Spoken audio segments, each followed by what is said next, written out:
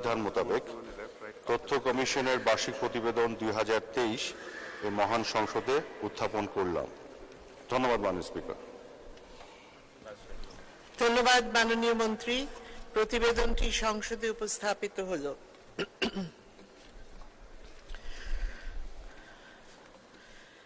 মাননীয় সদস্যবৃন্দ, দিনের কার্যসূচি অনুযায়ী এখন আইন প্রণয়ন কার্যাবলী।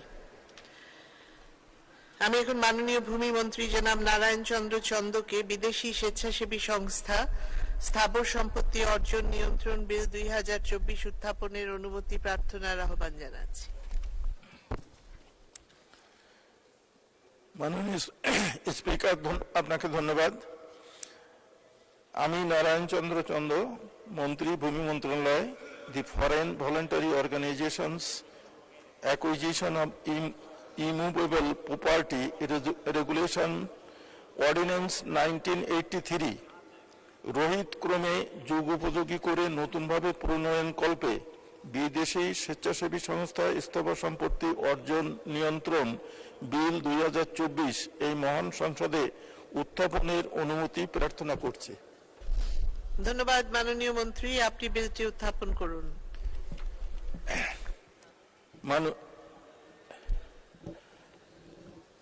মাননীয় স্পিকার, আমি নারায়ণ চন্দ্র চন্দ, মন্ত্রী, ভূমি মন্ত্রণালয়, দি ফরেন ভলেন্টারি অর্গানাইজেশনস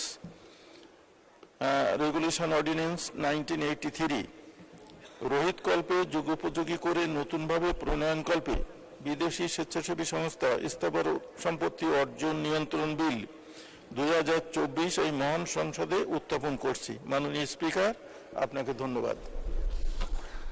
ধন্যবাদ মাননীয় মন্ত্রী। বিদেশি স্বেচ্ছাসেবী সংস্থা স্থাবর সম্পত্তি অর্জন নিয়ন্ত্রণ বিল 2024 সংসদে উত্থাপিত হলো।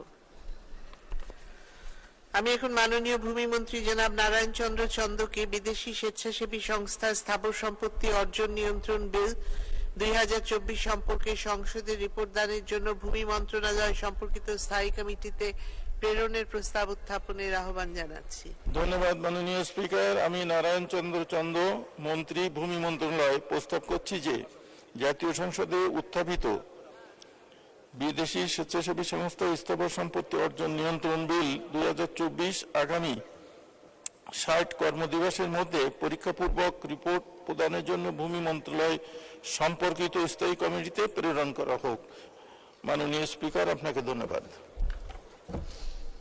ধন্যবাদ মাননীয় মন্ত্রী। সংসদের সামনে প্রশ্ন হচ্ছে, বিদেশি স্বেচ্ছাসেবী সংস্থা স্থাবর সম্পত্তি অর্জন নিয়ন্ত্রণ বিল 2024 পরীক্ষাপূর্বক 60 কার্যদিবসের মধ্যে সংসদে রিপোর্ট দানের জন্য ভূমি মন্ত্রণালয় সম্পর্কিত স্থায়ী কমিটিতে প্রেরণ করা হোক। যারা এই প্রস্তাবের পক্ষে আছেন তারা হা বলুন, যারা এই প্রস্তাবের বিপক্ষে আছেন তারা না বলুন।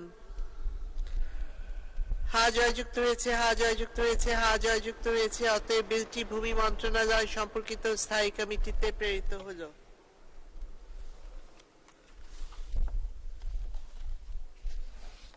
মাননীয় সদস্যবৃন্দ, চলতি অধিবেশন সমাপ্তি সম্পর্কে আমি মহামান্য রাষ্ট্রপতির আদেশ পেয়েছি।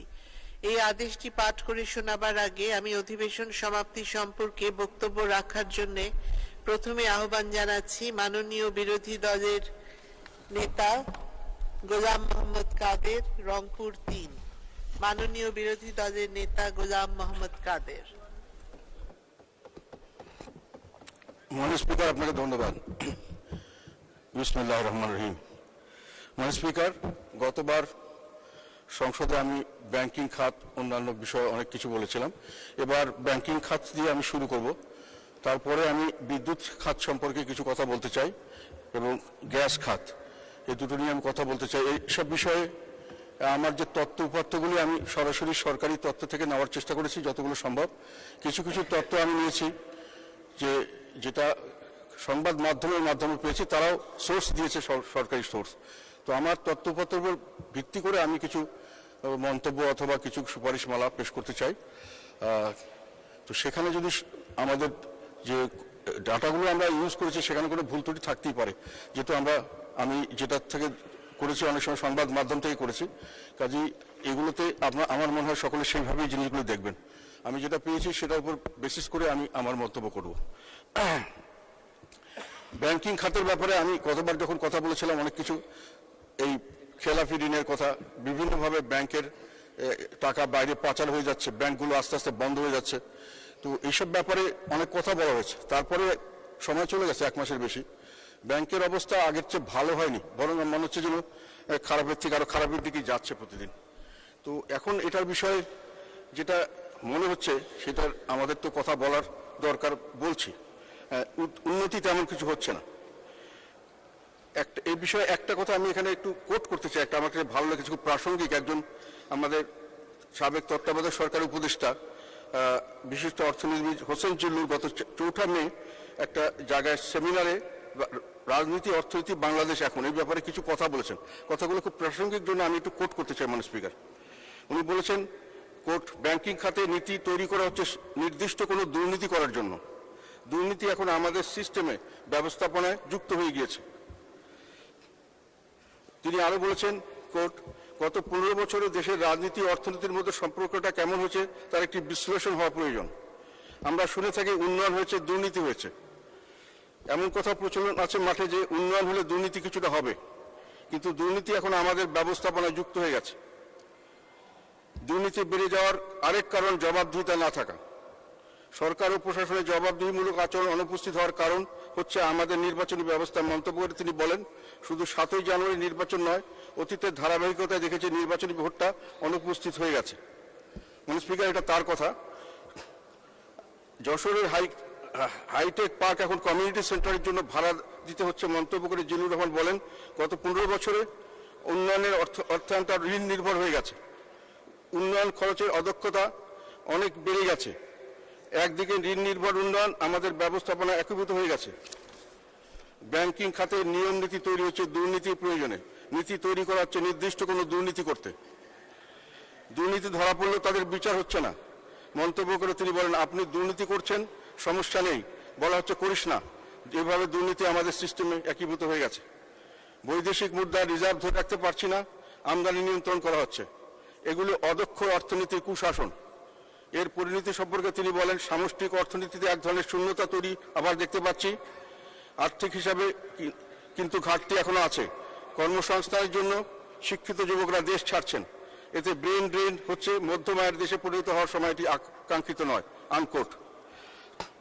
মানে স্পিকার, এই ব্যাংকিং খাত নিয়ে কথাটা যেহেতু এসছে, আমি সেই জন্যই আবার এখানে বলতে চাই যে আমার কাছে একটা এনআরবিসি ব্যাংক, তাদের 13 জন স্টক স্পন্সর, উদ্যোক্তা পরিচালক এবং পরিচালক, তারা শেয়ার হোল্ডার পরিচালক, তারা আমাকে একটা পত্র দিয়েছে 30 এপ্রিল 2024। সেখানে তারা আমাকে বলেছেন যে এই ব্যাংকটা দুর্নীতিতে ডুবে যাচ্ছে। বিভিন্নভাবে আমরা অনেক আশা করে এখানে অনেক লগ্নি করেছি, অনেক টাকা এখানে দিয়েছি, কিন্তু এই ব্যাংকটার যে অবস্থা দেখা যাচ্ছে, এই টাকা আমরা ভবিষ্যতে আর এই ব্যাংক থাকবে কিনা, আমরা টাকা পাবো কিনা জানি না। তো সেই কারণে তারা আমার কাছে কিছু করার জন্য দিয়েছেন। এখন আমার তো করার এখতিয়ার খুবই কম। আমি সংসদে যেহেতু আছি, বিরোধী নেতা হিসাবে সংসদে হয়তো তুলে ধরতে পারি। সেই কারণে আমি এখানে জিনিসটা তুলে ধরতে চাচ্ছি। ওনারা যেটা বলেছেন সেটা হলো, ওনারা এখন বিভিন্নভাবে ওনাদের সমস্যাগুলো সম্পর্কে ওনারা ব্যাংকের গভর্নর, ডেপুটি গভর্নর ইত্যাদিকে বলেছেন প্রায় মার্চ মাসে 2022 সালে। বিভিন্ন সময় বলার পরে এটার ব্যাপারে গভর্নর সাহেব কিছু অ্যাকশনও নিয়েছিলেন, এবং তারপরে একটা বাংলাদেশ ব্যাংকের financial integrity and customer services department, vigilance and anti fraud division হতে বিশেষ পরিচালনা টিম গঠন করে পরিচালনা পরিষদ করা হয়, এবং এটা একটা ইন্সপেকশন টিম করে ইন্সপেকশন করা হয়েছে। সেখানে প্রায় 15 দিনে ইন্সপেকশন করার পরে সেই টিম একটা রিপোর্ট দিয়েছে, এবং সেখানে অনেক অভিযোগকে তাদের জানা মতো, এবং তারা আমাকে যেটা বলতে চেয়েছেন, নিশ্চিত করেছেন যে অনেক অভিযোগ প্রমাণিত হয়েছে, এবং তারা সেখানে সুপারিশ করেছেন কিছু সুনির্দিষ্ট এখানে অ্যাকশনে যাওয়ার জন্য। কিন্তু এই বিষয়ে আর কোনো পদ্মাবধি আর কোনো কিছু হয়নি। তারা আমাকে যে এখন কথা হলো, সেখানে তারা বলছেন যে এখানে আমরা বলেছি কথাগুলো, ব্যাংকের বর্তমান শীর্ষ নেতৃত্বের দুর্নীতি অনিয়মের কথা বলা হয়েছে তদন্ত প্রতিবেদনে। পরিচালকদের মালিকানাধীন প্রতিষ্ঠানের মাধ্যমে ব্যাংকের চুক্তিভিত্তিক নিয়োগ কমিশন বাণিজ্য কর্মকর্তা নিয়োগ, চেয়ারম্যানের অবৈধভাবে দুটি কার্যালয় ব্যবহার, পছন্দের কর্মকর্তার অস্বাভাবিক ইনক্রিমেন্ট, পদোন্নতি, কেন্দ্রীয় ব্যাংকের আউটসোর্সিং নীতিমালা লঙ্ঘন, বাংলাদেশ ব্যাংকের উপর প্রভাব বিস্তারের জন্য বাংলাদেশ ব্যাংকের বড় কর্তাদের আত্মীয় স্বজনদের অভিজ্ঞতা ছাড়াই ব্যাংকে গুরুত্বপূর্ণ পদে নিয়োগ সহ বিভিন্ন অনিয়মের উপর বিস্তারিত রিপোর্ট করা হয়েছে বলে তারা আমাকে জানিয়েছে। সেটা ইন্সপেকশন রিপোর্টে বেরিয়েছে এবং সেটা তারা বলেছেন আমাকে যে তারা এটা জানেন, যে তাদের এটা জানানো হয়েছে বাংলাদেশ ব্যাংকে, কিন্তু কোনো ব্যবস্থা নেওয়া হয়নি। তো দীর্ঘদিন অপেক্ষা করার পরে আমি যেটা বুঝতে পারলাম তাদের কথায়, তারা বিভিন্ন সংবাদ মাধ্যমে গেছেন, দৌড়ে দৌড়ে ঘুরেছেন এবং সেখানে বিভিন্ন পত্রিকায় বিশালভাবে খবর এসছে, সেগুলো আমাকে ওনারা কাটিং দিয়েছেন, আমি দেখলাম। সেটা হলো অক্টোবর মাস 2023 সালে আজকের পত্রিকা এসে যিনি রক্ষক তিনি এখন ভক্ষক। তারপর আবার ডিসেম্বর 25 তারিখে প্রথম আলোতে এসছে এনআরবিসি ব্যাংকের বাজেয়াপ্তযোগ্য শেয়ারও বিক্রি, বাজেয়াপ্তযোগ্য শেয়ারও বিক্রি। কালবেলাতে এসে 2024 সালের 23 জানুয়ারি রাহুল গ্রাসে এনবিআরসি ব্যাংক। নিউ এজ এসছে 2024 সালের মার্চ মাসের 25 তারিখে এনআরবিসি ব্যাংক প্ল্যাগড বাই করাপশন ইররেগুলারিটিস। তারপর আপনার সমকালে এসছে চেয়ারম্যানের স্বেচ্ছাচারিতার কবলে এনআরবিসি ব্যাংক 2014 সালের মার্চ মাসের 25 তারিখে 23 তারিখে। আর ডেইলি স্টারে 4টা রিপোর্ট হয়েছে, একটা হলো 23/3/24, একটা 22/3/24, একটা 22/3/24 দুটো হয়েছে, আর 21/3/24 হয়েছে। সেখানে হেডলাইনগুলো মানে পড়লেই বোঝা যায় যে কি অবস্থা। ডেইলি স্টার হচ্ছে dubious reward for a selected few, capital flight covered up, a cesspool of banking irregularities. cesspool এই কথাটার মানে আমি প্রথমে বুঝতে পারিনি, জঘন্য ব্যাপার আর কি। গান বোর্ডরুম। এখন কথা হলো যে এগুলোর পরে ওনারা যখন ওটার উপরে কোনো কাজ হচ্ছে না দেখছেন, তখন ওনারা আমাকে চিঠি লিখেছেন কিছু করা যায় কিনা। তো আমার তখন মনে হলো যে আমাদের দেশের ব্যাংকগুলি যে আস্তে আস্তে রুগ্ন হয়ে যাচ্ছে এবং ব্যাংকগুলি যে আস্তে আস্তে ধ্বংসের পথে যাচ্ছে, এটা একটা ভালো উদাহরণ যে এই ধরনের একটা কারণ এইভাবে হয়তো এক একটা ব্যাংক এদের মালিক যারা স্পন্সর ডাইরেক্টরস তারা চেষ্টা করে যাচ্ছেন বিভিন্নভাবে যে কোনো ক্রমে এটাকে ঠেকানো যায় কিনা। তারা ঘরে ঘরে ঘুরছেন, দূরে দূরে ঘুরছেন, এবং তারা হলেন আমাদের দেশের প্রবাসী দেশি মানুষ, বিদেশি থেকে বিদেশে উপার্জন করেন এবং সেই উপার্জনের অর্থ দেশে পাঠিয়ে একটা ওখানে দেশের উন্নয়নে তারা অংশগ্রহণ করার জন্য তারা এই কাজটি করেছেন। এবং আমরাই তাদেরকে ডেকে এনেছি যে তোমরা টাকা পয়সা ইনকাম করছো বিদেশে, আমাদের দেশে ইনভেস্ট করো, দেশের উন্নয়নে কাজ করো।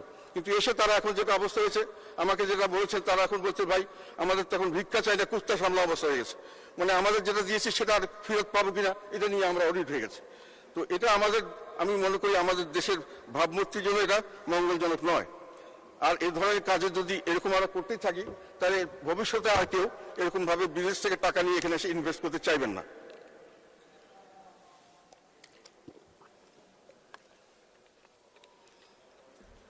মানে স্পিকার, এভাবেই কিন্তু আমরা আমাদের জনগণের শুভ চেতনাগুলি কিছু মানুষের লোভ, অদক্ষতা ও অদূরদর্শিতার কারণে ধ্বংস করে ফেলছে। আমরা ম্যানেজ করতে পারছি না, মানুষ এগিয়ে আসছে আমাদের সাহায্য করার জন্য, আমরা তাই গ্রহণ করতে পারছি না। সেই জন্য আমি অনুরোধ করছি এনআরবিসি ব্যাংকের অনিয়ম, অব্যবস্থাপনা, দুর্নীতি যে অভিযোগ সেগুলো খতিয়ে দেখার ব্যবস্থা নেওয়া উচিত। আমার ধারণা বাংলাদেশ ব্যাংক অথবা অর্থ মন্ত্রণালয় যেটা ব্যাংকিং বিভাগ, তাদের এটা দায়িত্ব। আমি প্রত্যাশা করব যে এই ভুক্তভোগীদের যে উদ্বেগ তার প্রমোশনের জন্য প্রশমনের জন্য তারা কিছু কাজ করবেন, নিরসনের জন্য তারা কিছু উদ্যোগ নেবেন। মানে স্পিকার, এবার আমি বিদ্যুৎ সেক্টর সম্পর্কে যদি কথা বলতে চাই। আমি কতগুলো স্লাইড তৈরি করেছিলাম, কিন্তু দুর্ভাগ্যবশত স্লাইডগুলি বোধহয় চলছে না, না হলে কাজটা দেখাতে খুব অসুবিধা হবে। তবু আমি চেষ্টা করবো বলার জন্য। এটা কিছুদিন আগেও আমরা দেখলাম, মানে লোডশেডিং হচ্ছে শহরের তুলনায় গ্রাম অঞ্চলে বেশি লোডশেডিং, শিল্প অঞ্চলেও লোডশেডিং হয়েছে। এটা নিয়ে কথা হয়েছে, সংসদে অনেক কথা হয়েছে। আমরা যেটা জানলাম পরবর্তীতে খোঁজ খবর নিয়ে, যে আমাদের দৈনিক প্রয়োজন হয় 13 থেকে 17,000 মেগাওয়াট, আর উৎপাদন হচ্ছে 13 থেকে 15,000 মেগাওয়াট। 29 এপ্রিল সবচেয়ে বেশি, লাস্ট এটা রিপোর্ট পেলাম যে 3,000 মেগাওয়াটের বেশি লোডশেডিং হয়েছে। এখন এই কারণে আমার মনে হলো যে এই এতদিন থেকে আমরা অনেকভাবে এই পাওয়ার সেক্টরটাকে ডেভেলপ করার চেষ্টা করছি, অনেক ধরনের সুযোগ সুবিধা দেওয়া হচ্ছে পাওয়ার সেক্টরে, কিন্তু আলটিমেটলি কি লাভ হলো এটা একটা মূল্যায়ন করা উচিত বলে আমি মনে করেছি। সেই জন্য এগুলো করেছি। সেটা দেখা যাচ্ছে যে আমি খোঁজ নিয়ে দেখলাম যে অনেকে বলছেন না লোডশেডিং হচ্ছে না, সংসদে প্রশ্ন আসছে, মন্ত্রী বলেছেন, মাননীয় মন্ত্রী বলছেন লোডশেডিং হচ্ছে না। তো আমি নিজে বিভিন্ন জায়গায় টেলিফোন করলাম, বিভিন্ন জায়গায় খোঁজ নিলাম, নিউজ পেপার কাটিং দেখলাম সব জায়গায়। সেখানে দেখা গেল যে বিভিন্ন পত্রিকার ঢাকা পাওয়ার ডিস্ট্রিবিউশন কোম্পানি এবং ঢাকা ইলেকট্রিক সাপ্লাইয়ের তথ্য অনুযায়ী রাজধানী ঢাকায় বিদ্যুৎ সরবরাহের কোনো ঘাটতি ছিল না। শুধু এরা বলছে যে কিছু এলাকায় বিদ্যুৎ বিভ্রাট হচ্ছে গ্রিড ত্রুটির কারণে। 29 এপ্রিল বসুন্ধরার পাশাপাশি এলাকায় কয়েক ঘন্টা বিদ্যুৎ সরবরাহ পারেনি ডেস্কো, এটা তারা স্বীকার করেছে। যেটা কিন্তু লোডশেডিংটা শহরে হয়নি, ঢাকার বাইরে বিদ্যুৎ সরবরাহ করে পাওয়ার ডিস্ট্রিবিউশন কোম্পানি পিডিবি, তারপরে করে west zone power distribution company, northern electric supply company এবং রুরাল ইলেকট্রিবিউশন বোর্ড। এর মধ্যে দেশের অধিকাংশ গ্রামাঞ্চলে বিদ্যুৎ সরবরাহ করে রুরাল ইলেকট্রিফিকেশন বোর্ড। লোডশেডিংয়ে ভুগছে এই সংস্থায় মূলত, এবং এই গ্রাহকদের 55% আপনার লোডশেডিং বিদ্যুৎ পায়নি এই সময়টায়। তীব্র দাবদাহের ওঠামায় গ্রামাঞ্চলের মানুষ সবচেয়ে বেশি লোডশেডিং ভোগ করেছে। আর ইবি সূত্র বলছে লোডশেডিং হচ্ছে রংপুর, ময়মনসিংহ, কুমিল্লা, রাজশাহী, সিলেট অঞ্চল ছাড়াও ঢাকার আশেপাশের জেলা এবং বরিশালে, ব্রাহ্মণবাড়িয়া, ফেনী জেলায় এসব এলাকায় 8 থেকে 10 ঘন্টা লোডশেডিং করতে হয়েছে তীব্র দাবদাহের মধ্যে। শিল্প কারখানায় লোডশেডিং না করার জন্য সরকারের নির্দেশনা ছিল, তা থাকলেও এটা পুরোপুরি মানা হয়নি। গাজীপুর মহানগরের নওজোর এলাকার তোহা ফ্যাশন লিমিটেডের কারখানা মহাব্যবস্থাপক কবিরুল হাসান বলেন 6-7 ঘন্টা লোডশেডিং থাকে। জেনারেটর চালু রাখলে মাসে 15 লাখ টাকার ডিজেল লাগতো, এখন 30 থেকে 35 লাখ টাকা ডিজেল খরচ করতে হচ্ছে। বগুড়া বিসিক শিল্প মালিক সমিতির সভাপতি আজিজুর রহমান বলেন স্বাভাবিক সময়ের চেয়ে শিল্প কারখানায় উৎপাদন অর্ধেক কমে গেছে। বগুড়া পল্লী বিদ্যুৎ সমিতি 1-এর মহাব্যবস্থাপক মনোয়ারুল ইসলাম ফারাজি বলেন গড়ে 30% বিদ্যুৎ সরবরাহ কম পাচ্ছি, দিনে রাতে 8 ঘন্টা পর্যন্ত লোডশেডিং হচ্ছে। 2010 সালে বিদ্যুৎ ও জ্বালানি সংকট মোকাবেলার জন্য 2 বছর, এখন আমি এটা সমস্যাগুলো বললাম যে লোডশেডিং বন্ধ হয়নি, আমাদের বিদ্যুৎ খাতের যেটা সমস্যা এখনো রয়ে গেছে। সেইখানে আমরা কি থেকে শুরু করেছিলাম এটা নিয়ে আমি বলতে চাই মাননীয় স্পিকার। 2010 সালে বিদ্যুৎ ও জ্বালানি সংকট মোকাবেলার জন্য তখন একটা এই ধরনের বিরাট লোডশেডিং এর অবস্থা হয়ে গেছিল, ঘরে ঘরে একেবারে মানে কেরোসিনের লাঠি দিয়ে আমাদের ঘর চালাতে হচ্ছে, অনেক জায়গায় অনেক সমস্যা হচ্ছিল। সেই সময় বিশেষভাবে বিদ্যুৎ জ্বালানি দ্রুত সরবরাহ বৃদ্ধি বিশেষ আইন করা হয়। 2012 সালে 2 বছরের জন্য করা হয়েছিল। 2012 সালে 2 বছরের জন্য এটাকে আবার বাড়ানো হয়। 2014 সালে 4 বছরের জন্য বাড়ানো হয়। 2018 সালে 3 বছর এবং সবচেয়ে 2021 সালে 5 বছরের জন্য আইনের মেয়াদ বাড়ানো হয়েছে। এর ফলে 2026 সাল পর্যন্ত আইনটি কার্যকর থাকবে। মাননীয় স্পিকার, এই আইনে এখন বিধান করা হয়েছে যে বিদ্যুতের জন্য জ্বালানি আমদানি অথবা বিদ্যুৎ কেন্দ্র স্থাপন অথবা বিদ্যুৎ ও জ্বালানি খাতে অন্য যে কোনো কার্যক্রম, গৃহীত কোনো ব্যবস্থা, আদেশ বা নির্দেশের বৈধতা সম্পর্কে কোনো আদালতের কাছে প্রশ্ন উত্থাপন করা যাবে না। এই আইনের আওতায় বিনা টেন্ডারে, বিনা দরপত্রে ভাড়াভিত্তিক বিদ্যুৎ ক্রয়, এলএনজি তরলীকৃত প্রাকৃতিক গ্যাস আমদানি, বিনা দরপত্রে গ্যাস বিদ্যুতের সঞ্চালন ও বিতরণ, অবকাঠামোগত নির্মাণ করার সুযোগ দেওয়া হয়েছে। মাননীয় স্পিকার, এই আইন অনুসারে বিদ্যুৎ ও সেজন্য ব্যবহার্য জ্বালানি সংক্রান্ত কেনাকাটার সঙ্গে যুক্ত সরকারি কর্মকর্তাদের বিচারের আওতায় আনা যাবে না। এসব বৈশিষ্ট্যের কারণে এই আইনকে দায় মুক্তি আইন বলে অভিহিত করা যায়। মাননীয় স্পিকার, প্রথমবার এই আইনটি করার সময় যে অবস্থা ছিল তাতে সকলেই মনে করছে এটা খুব দরকার এবং হওয়া উচিত। এখন প্রশ্ন হলো যে এই আইনটার উদ্দেশ্য ছিল কি? এক কথায় আইনটির লক্ষ্য উদ্দেশ্য ছিল যুক্তিসঙ্গত খরচে দেশব্যাপী নিরবিচ্ছিন্ন বিদ্যুৎ সরবরাহ নিশ্চিত করা। এই দায়িত্ব পালনকালে দায় মুক্তি আইন করে কর্তৃপক্ষকে অসীম ক্ষমতা প্রদান করা হয়েছিল।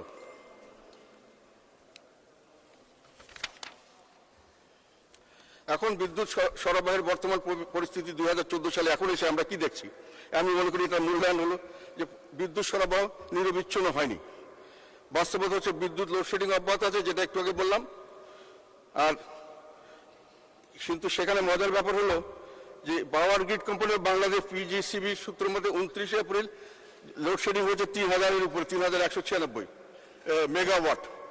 লোডশেডিং বিষয়ে পিডিবির দায়িত্বশীল কর্মকর্তা, এখানে আমি কথাটা আবার বলছি, লোডশেডিং বিষয়ে পিডিবির দায়িত্বশীল কর্মকর্তা বলেন গ্যাস ও কয়লা থেকে পরিকল্পনা মতো বিদ্যুৎ উৎপাদন হচ্ছে, তবে বকেয়া বিলের জটিলতা তেল চালিত বিদ্যুৎ কেন্দ্র থেকে পুরোদমে উৎপাদন করা যাচ্ছে না। জ্বালানি তেল চালিত বিদ্যুৎ কেন্দ্র থেকে 4000, ওনার কথা 4500 মেগাওয়াট উৎপাদনের লক্ষ্যমাত্রা ছিল, এটি 3000 মেগাওয়াটের বেশি করা যাচ্ছিল না। সেই একই সাথে ভারতের ঝাড়খণ্ডের আদানির বিদ্যুৎ কেন্দ্র বন্ধ হয়ে যায়, জাতীয় গ্রিডে বিদ্যুৎ রপ্তানি বন্ধের ফলশ্রুতিতে 3000 মেগাওয়াটের বেশি লোডশেডিং করতে হয়েছে। অর্থাৎ তেল চালিত 15,000 মেগাওয়াট এবং আদানি বিদ্যুৎ কেন্দ্রে অবশিষ্ট বিদ্যুৎ না থাকার লোডশেডিং হয়েছে। আমাদের স্পিকার, আমাদের চাহিদা হলো 17,000 মেগাওয়াট, ম্যাক্সিমাম চাহিদা হলো 17,000 মেগাওয়াট। আর আমাদের বিদ্যুৎ উৎপাদন সক্ষমতা 27,162 সরকারি হিসাবে।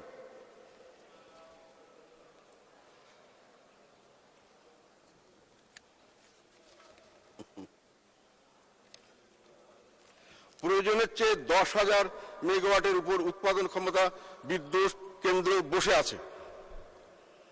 আর অর্থাৎ এই 10,000 মেগাওয়াট বিদ্যুতের উৎপাদন এবং সরবরাহের বিষয়টি আমার এখন কথাটা আসলো যে এই 10,000 যখন ওনাদের স্টকে আছেন, যে ক্যাপাসিটি আছে আমাদের, তখন উনি কর্মকর্তা পরিকল্পনা যখন প্রণয়ন করলেন, তখন এই চিন্তা তাদের মাথায় আসলো না কেন যে এই 10,000 তো আমার এখানে বসে আছে, এটা আমি কেন ব্যবহার করছি না?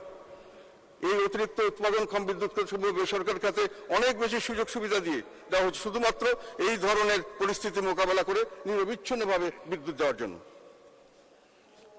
এখন অনুসন্ধানে দেখা যায়, স্পিকার, ভেরি ইন্টারেস্টিং,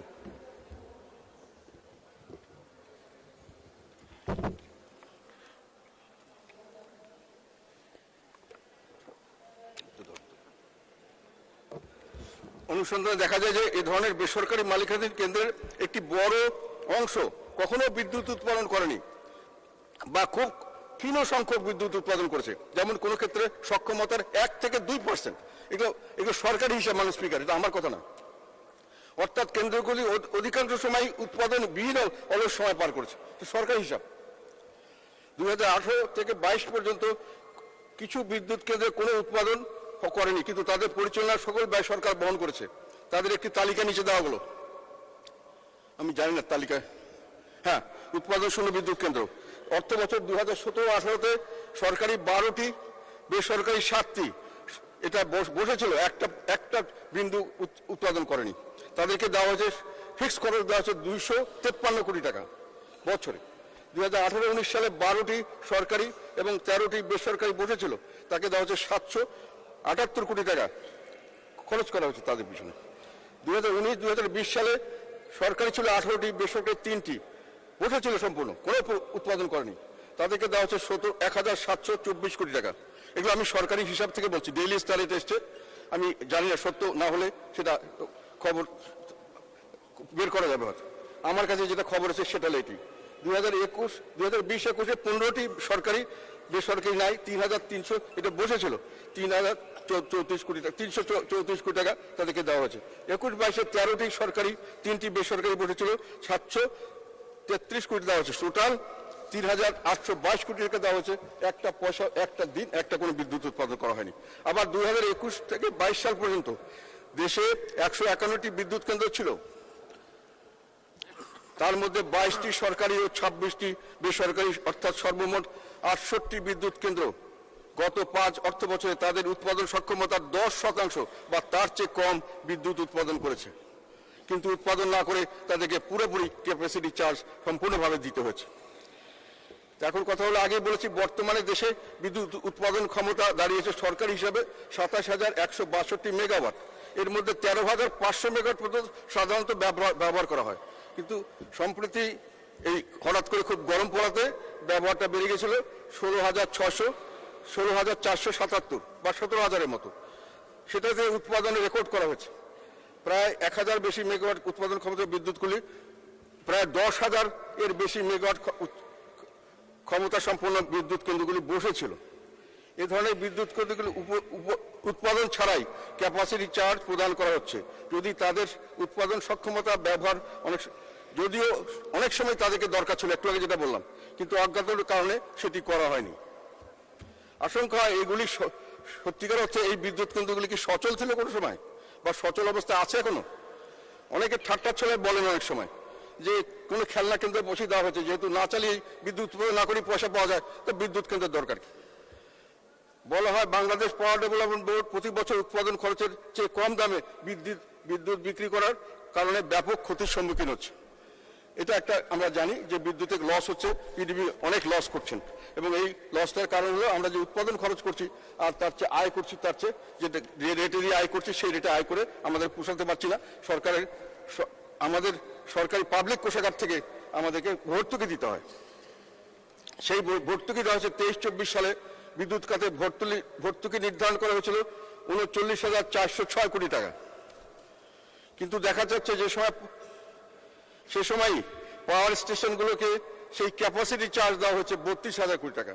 সেটা বলা হয় মোট ভর্তুকির 81% এই খালি ক্যাপাসিটি চার্জ দেওয়ার জন্য দেওয়া হয়েছে, এবং এই 81%-এর জন্যই আমাদের বিদ্যুৎ পিডিবি লস করছে, এবং এই লসটা ম্যানেজ করার জন্য আমাদেরকে ভর্তুকি দিতে হচ্ছে। এখন ভর্তুকি উঠিয়ে দেওয়ার ব্যবস্থা করা হয়েছে, যে ভর্তুকি উঠিয়ে দেওয়া হবে লস কমানোর জন্য। ভর্তুকি উঠলে গ্রাহকরা এই টাকাটাই দিবেন। কিন্তু আমার কথা হলো সেই একই জিনিস, এই লসটা যেহেতু হচ্ছে ক্যাপাসিটি চার্জ এক্সট্রা ভাবে দেওয়ার জন্য, তো এখন যে আমি যেভাবেই টাকা তুলি ওই খাতেই তো যাবে, এবং বারে বারে যখন আমি দাম বাড়িয়ে তুলবো গ্রাহকদের, তখন তো মনে হবে যে আমি তো এই ক্যাপাসিটি চার্জ দেওয়ার জন্যই দাম বাড়াচ্ছি। ক্যাপাসিটি চার্জ যদি আমাকে না দিতে হতো বা কম দিতে হতো যদি আমি, তাহলে আমার দাম এত বাড়াতে হতো না। এখানে আরেকটা কথা আছে, সেটা হলো যে ক্যাপাসিটি চার্জ সামনে আরো বেশি দিতে হবে। অনেকে আমাকে বলেছেন যে আরো কয়েকটি বিদ্যুৎ কেন্দ্র অলরেডি প্রোডাকশনে গেছে এবং যাচ্ছে সামনে, যেগুলোর ক্যাপাসিটি চার্জ আসবে যদি আমরা ব্যবহার না করি। যেহেতু এখনই আমরা ব্যবহার করতে পারছি না, সামনেও ব্যবহার করতে পারবো না। সেখানে বলছে যে দুটো গ্যাস চালিত বড় বিদ্যুৎ কেন্দ্র উৎপাদন গেছে, মেঘনাঘাটের সামিট এবং ইউনিক গ্রুপের প্ল্যান্টের ক্ষমতা দিয়েছে 1167, এটা এক্সট্রা যোগ হয়েছে। আবার একটা রিলায়েন্স গ্রুপের 718 মেগাওয়াট একটি বিদ্যুৎ কেন্দ্রের উৎপাদন শুরুর অপেক্ষা আছে, যে কোনো সময় উৎপাদন হবে। তাহলে এর জন্য আবার ক্যাপাসিটি চার্জ দিতে হবে। তাহলে যেটা দাঁড়ালো আলটিমেটলি আমাদের জনগণের অর্থে ভর্তুকির প্রয়োজন হয়েছিল পিডিবির লোকসান কমানোর জন্য। বাস্তবে ক্ষতির কারণ ছিল পিডিবির লোকসান, কারণ ছিল বেসরকারি ভাড়া করা বিদ্যুৎ কেন্দ্রের ক্যাপাসিটি চার্জের জন্য। এখন বিদ্যুতের দাম বাড়িয়ে গ্রাহকদের কাছে সরাসরি বোঝা চাপিয়ে ভর্তুকির অঙ্ক কমানো হচ্ছে ঠিকই, কিন্তু বাড়তি দাম দিয়ে যে টাকাটা বাড়তি উঠানো হচ্ছে সেই অধিকাংশ একই খাতে অথবা ক্যাপাসিটি চার্জ হিসেবে ব্যবহার করা হবে। অর্থাৎ বিদ্যুৎ উৎপাদন না করে বসিয়ে রেখে বেসরকারি বিদ্যুৎ কেন্দ্রের জন্য তার মালিকদের বিদ্যুতের দাম বাড়িয়ে বাড়তি আদায়ের সিংহভাগই দেওয়া হবে। মানে স্পিকার, অন্যভাবে বলা যায় বেসরকারি বিদ্যুৎ কেন্দ্র বসিয়ে রেখে যে ক্যাপাসিটি চার্জ ও অন্যান্য খরচ দেওয়া হচ্ছে সেটি বিদ্যুতের মূল্য বৃদ্ধির প্রধান কারণ। এই ধরনের বিদ্যুৎ কেন্দ্র না থাকলে বা সংখ্যায় কম হলে বিদ্যুতের দাম বাড়াতে হতো না বা এত বেশি পর্যায়ে বৃদ্ধির দরকার হতো না। মানে স্পিকার, আমি 2010 থেকে 2024 পর্যন্ত বিদ্যুতের মূল্য বৃদ্ধির একটা চার্ট করেছি এখানে। হ্যাঁ, সেখানে দেখবেন যে 2010-এ যেটা 3 টাকা 73 পয়সা ছিল, সেটা 2024-এ 8 টাকা 70 পয়সা গড়ে আর কি দাম বেড়েছে, এবং প্রতি বছর বাড়ছে। এবং এখন IMF একটা কন্ডিশন দিয়েছে যে আরো বাড়াতে হবে, প্রতি বছর 3 বার করে বাড়াতে হবে। এখন 3 বার করে বাড়ায় আমরা টাকা দেব, এবং এরপরে এই টাকাগুলি আসলেই হয়তো দরকার ছিল কিনা, এই যে ক্যাপাসিটি বড় করে ক্যাপাসিটি তৈরি করা যেটা প্রয়োজন ছিল কিনা, এটা আমার মনে হয় এটা বিবেচনার করার এবং পরীক্ষা করার দরকার এসে গেছে। আমি বিদ্যুৎ সম্পর্কে আর দুটি কথা বলবো মানে স্পিকার। যেখানে আমাদের বিদ্যুৎ চাহিদা বর্তমানে 13 থেকে হাজার থেকে সর্বোচ্চ 17,000 মেগাওয়াট, সেখানে 27,000 মেগাওয়াটের উপরে সক্ষমতা তৈরি করা হলো কেন? আমার জানা মতে সক্ষমতা বৃদ্ধি অব্যাহত আছে। এত প্রচুর অর্থ ব্যয় হচ্ছে, দেশি বিদেশি ঋণ বাড়ছে। বিদেশি ঋণের প্রায় 20% নেওয়া হয় বিদ্যুৎ খাতের জন্য। বিদ্যুৎ খাতের ব্যবহার বাড়ার জন্য যে অর্থনীতির যে গতি, সেটা তো আমরা লক্ষ্য করছি না। ফলে প্রশ্ন, কোন প্রাক্কলন কি এস্টিমেটের ভিত্তিতে এই ডিমান্ড ক্যালকুলেশন করো, কোন ডিমান্ডের ভিত্তিতে এই এক্সট্রা ক্যাপাসিটি বাড়ানো হচ্ছে বা প্রোডাকশন বাড়ানো হচ্ছে, এটা আমার কাছে একটা প্রশ্ন। সাধারণ জনগণের হয়ে আমি এই প্রশ্নটা রাখতে চাই। অনেক বিশেষজ্ঞের মতে বিদ্যুৎ খাতে ক্যাপাসিটি চার্জ না করলে বিনিয়োগ আসবে না, এটা বলা হয়। কিন্তু অনেকে আমাকে বলেছেন, যারা বিশেষজ্ঞ ইলেকট্রিক লাইনে কাজ করেন, বলছে কথাটা সর্বতভাবে সত্য নয়। আমাদের দেশে আমার জানা মতে আমরা কোনো সময় চেষ্টাই করিনি যে ক্যাপাসিটি চার্জ না দিয়েও বিনিয়োগ আনা যায় কিনা। হয়তো দেখা যেত যেখানে আনার সম্ভাবনা ছিল, কিন্তু আমরা সেটা জানি না। বেসরকারি বিদ্যুৎ কেন্দ্রগুলি দেশীয় মালিকানাধীন। এখানে আরেকটা প্রশ্ন আসছে, বারে বারে এই কথাগুলি অনেক সময় অনেক জায়গায় আমি শুনি, কিন্তু তাদের বিদেশি মুদ্রায় পেমেন্ট করার কতটা যুক্তিসঙ্গত? তারা তো দেশীয় ব্যবসা করছে, দেশীয় সবাই। আমরা ব্যবসা বাণিজ্য করলে, দেশের ব্যবসা করলে দেশেই টাকা পাবো, আমরা বিদেশি মূল্যে কেন দেবো? আর একটা জিনিস হলো,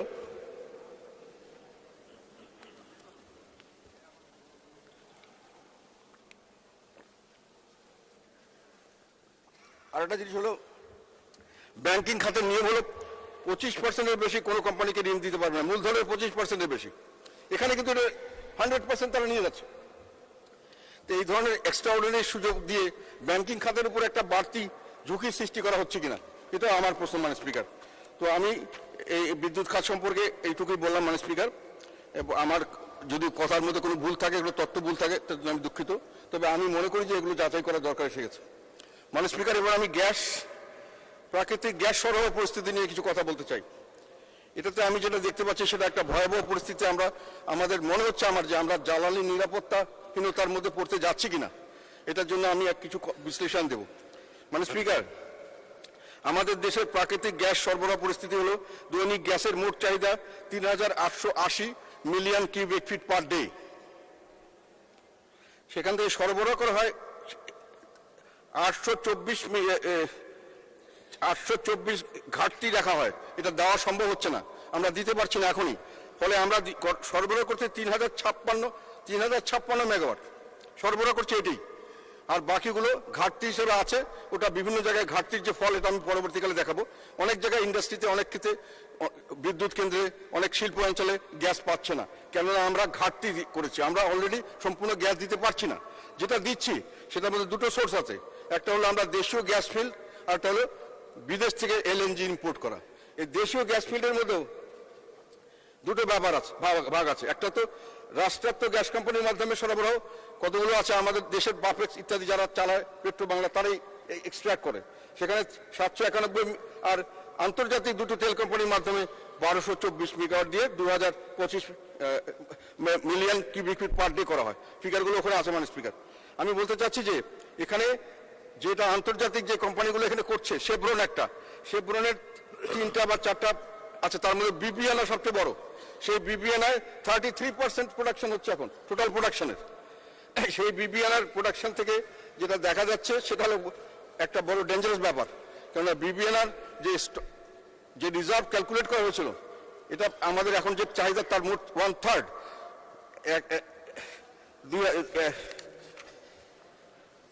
এটা এখন বিশাল একটা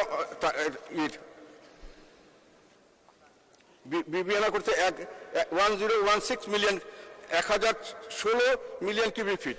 এটাতে সার্ভে করে দেখা গেছে যে আমাদের এটার মজুদ যেটা ছিল প্রথমে হিসাব করা হয়েছিল 5.3 ট্রিলিয়ন কিউবিক ফিট, সেটা পরবর্তীকালে আবার অ্যাসেস করে 5.7 পাওয়া গেছে। তারপরেও আমাদের যে ব্যবহার করছে তার হিসাবে, সরকারি হিসাবে, এটা নভেম্বরের মধ্যে সম্পূর্ণ গ্যাস এক্সস্ট হয়ে যাওয়ার কথা। মানে এক্সস্ট হয়নি, এটা আমাদের সৌভাগ্য। 5-6 মাস চলছে, যে কোনো সময় এই গ্যাস ক্ষেত্রটি বন্ধ হয়ে যেতে পারে। তার মানে we are a very big risk. আমাদের একটা বিশাল অঙ্কের গ্যাস, এটা যে কোনো সময় বন্ধ হয়ে যেতে পারে, বিবিএনআই গ্যাস ফিল্ড। আর তাছাড়া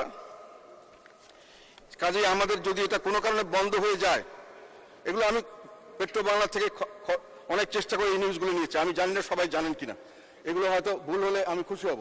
কিন্তু বিবিএনআই তাদের লাইফ শেষ হয়ে গেছে, সার্ভে করে যে লাইফ ছিল সেই আবার পুনরায় সার্ভে করে যেটা পাওয়া গেছে, আগে ছিল সেপ্টেম্বর, এখন তারা বলছে নভেম্বর, এখন তারা বলছে নভেম্বরে সব শেষ, এখন আমাদের হিসাবে যে কোনো সময় এটা বন্ধ হয়ে যেতে পারে। তো সেখানে আমি যেটা বুঝতে পারছি সেটা হলো বর্তমানে ঘাটতি আছে আমাদের 824 মিলিয়ন কিউবিক ফিট।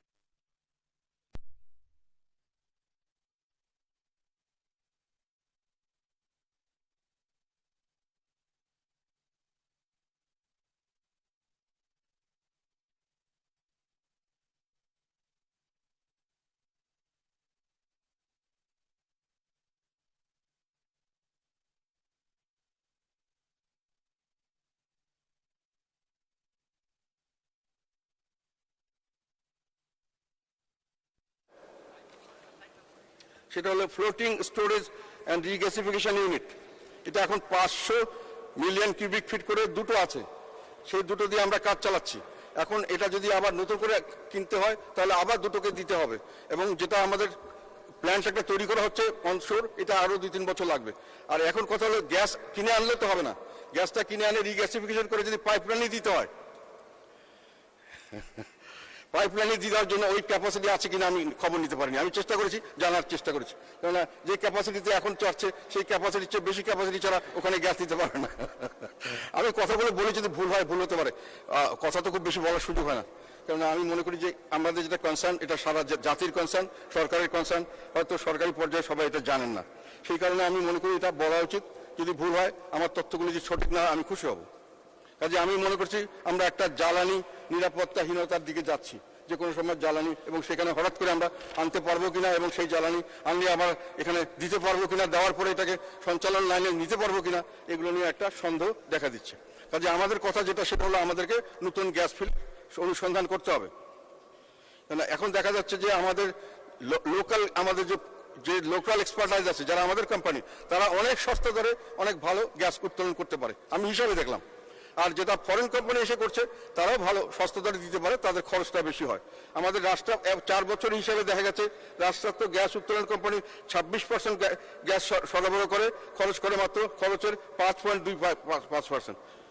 5% দিয়ে 26% সরবরাহ করে। আর আন্তর্জাতিক গ্যাস উত্তোলন করে 40% সরবরাহ করে, যারা আমাদের দেশেই আন্তর্জাতিক কোম্পানি।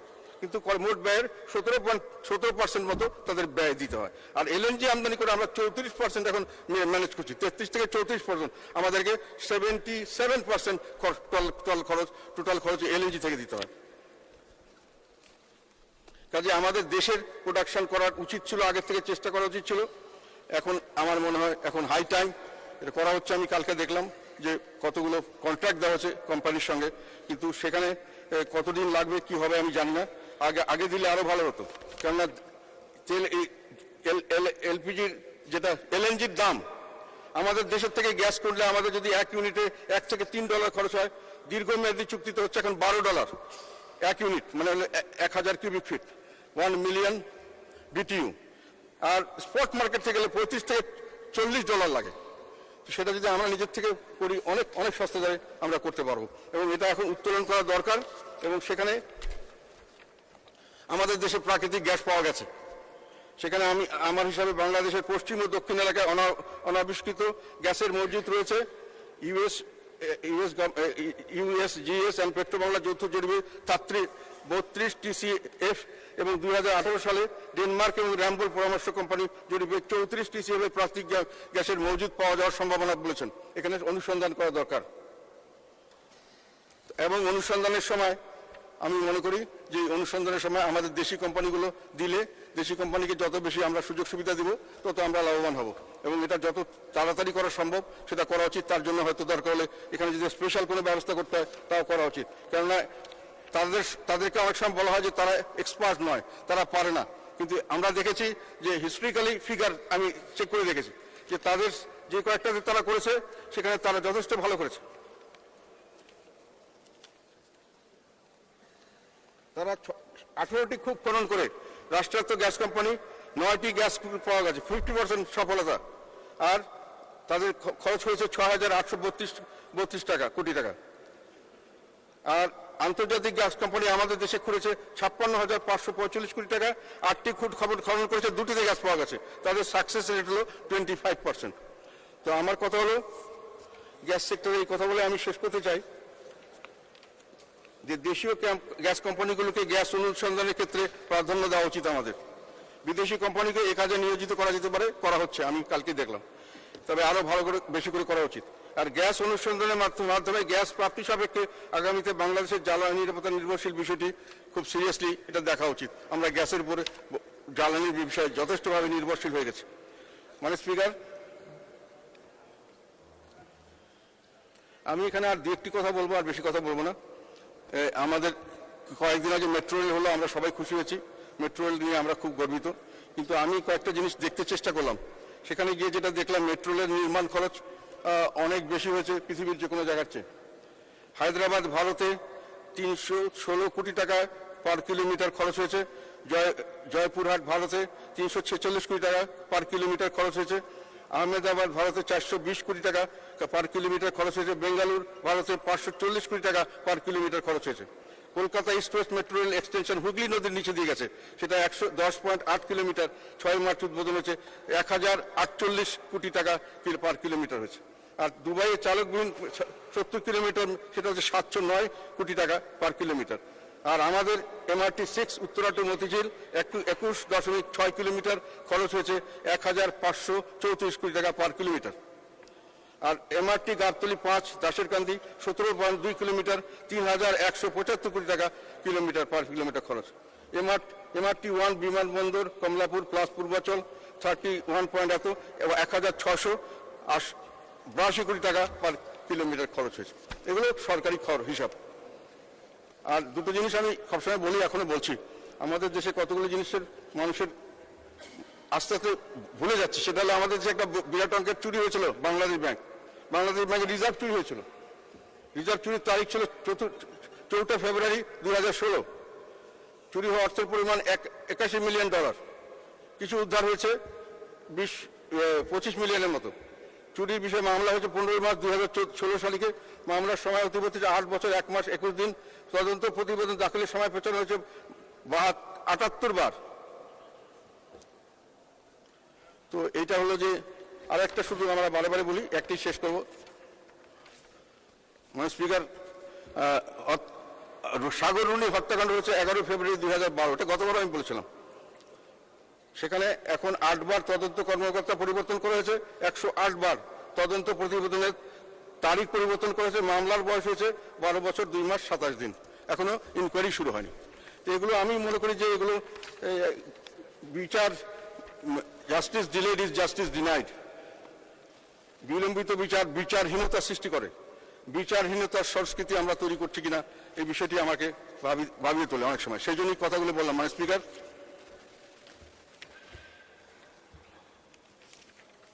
মানে স্পিকার, সংসদ কার্যক্রম সুষ্ঠুভাবে পরিচালনার জন্য আপনাকে ধন্যবাদ জানাচ্ছি। একই সাথে সংসদ নেতা মাননীয় প্রধানমন্ত্রীকে ধন্যবাদ জানাচ্ছি এবং ধন্যবাদ জানাচ্ছি মন্ত্রী পরিষদের সকল সম্মানীয় সদস্যবৃন্দকে। আরও ধন্যবাদ জানাচ্ছি সংসদের উপনেতা, চিফ হুইপ, বিরোধী দলীয় উপনেতা, বিরোধী দলীয় চিফ হুইপ, হুইপবৃন্দ, বিরোধী দলীয় ও সকল সংসদ সদস্যদের।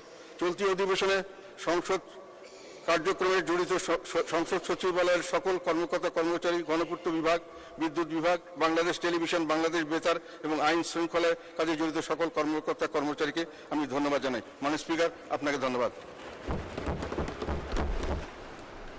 ধন্যবাদ মাননীয় বিরোধী দলের নেতা গোলাম মোহাম্মদ কাদের। আপনাকে অসংখ্য ধন্যবাদ সমাপনী বক্তব্যের জন্য। আমি এখন সমাপনী বক্তব্য প্রদানের জন্য আহ্বান জানাচ্ছি মাননীয় সংসদ নেতা প্রধানমন্ত্রী শেখ হাসিনা। মাননীয় প্রধানমন্ত্রী শেখ হাসিনা। ধন্যবাদ মাননীয় স্পিকার। মাননীয় স্পিকার, আমাদের এই সংসদ গত 2 মে 2024 তারিখে শুরু হয়েছে আর আজকে 9 মে এটা শেষ হতে যাচ্ছে। মোট 6 দিবসের বৈঠক। এখানে মাত্র সরকারি বিল 6টি ছিল, তবে একটা বিল আমরা পাশ করছি, বাকিগুলি পরবর্তীতে আসার অপেক্ষা রয়েছে। 2টো বিল উত্থাপন করা হয়েছে, কমিটিতে আছে আলোচনার জন্য। তাছাড়া আমরা এই পার্লামেন্টে আমাদের একজন মাননীয় সংসদ সদস্য মৃত্যুবরণ করেছেন বলে আমরা তার জন্য শোক প্রস্তাব গ্রহণ করেছি। এছাড়া সরকারি কর্ম কমিশনের রিপোর্ট, তথ্য কমিশনের বার্ষিক প্রতিবেদন, দুর্নীতি দমন কমিশনের বার্ষিক প্রতিবেদন, বিশ্ববিদ্যালয় মঞ্জুরি কমিশনের বার্ষিক প্রতিবেদন এবং বাজেট বাস্তবায়ন সম্পর্কিত প্রান্তিক প্রতিবেদন এই সংসদে উপস্থাপিত হয়েছে। কাজেই সংসদ স্বল্প সময়ের জন্য এরপরে আমাদের বাজেট সেশন শুরু হবে এবং বাজেট সেশনেও আমাদের মাননীয় সংসদ সদস্যরা বক্তব্য দেওয়ার সুযোগ পাবেন। আজকে আমাকে এখানে সমাপনী বক্তব্য দেওয়ার সুযোগ দেওয়ার জন্য মাননীয় স্পিকার, আপনাকে আমি আন্তরিক ধন্যবাদ জানাচ্ছি এবং বিরোধী দলের নেতা সুদীর্ঘ বক্তব্য রেখেছেন, তাকেও আমি ধন্যবাদ জানাই। মাননীয় স্পিকার, আমি পরম শ্রদ্ধাভরে স্মরণ করছি সর্বকালের সর্বশ্রেষ্ঠ বাঙালি জাতির পিতা বঙ্গবন্ধু শেখ মুজিবুর রহমানকে, যার নেতৃত্বে আমরা স্বাধীনতা অর্জন করেছি। আমি শ্রদ্ধা জানাই জাতীয় চার নেতার প্রতি, 30 লক্ষ শহীদের প্রতি, 2 লক্ষ মা বোনের প্রতি। আমাদের মুক্তিযোদ্ধা, তাদের আমি জানাই সশ্রদ্ধ সালাম। অত্যন্ত বেদনার সঙ্গে স্মরণ করি 75 15 আগস্ট, যেদিন আমার বাবা মা ভাইদের নির্মমভাবে হত্যা করা হয়েছিল।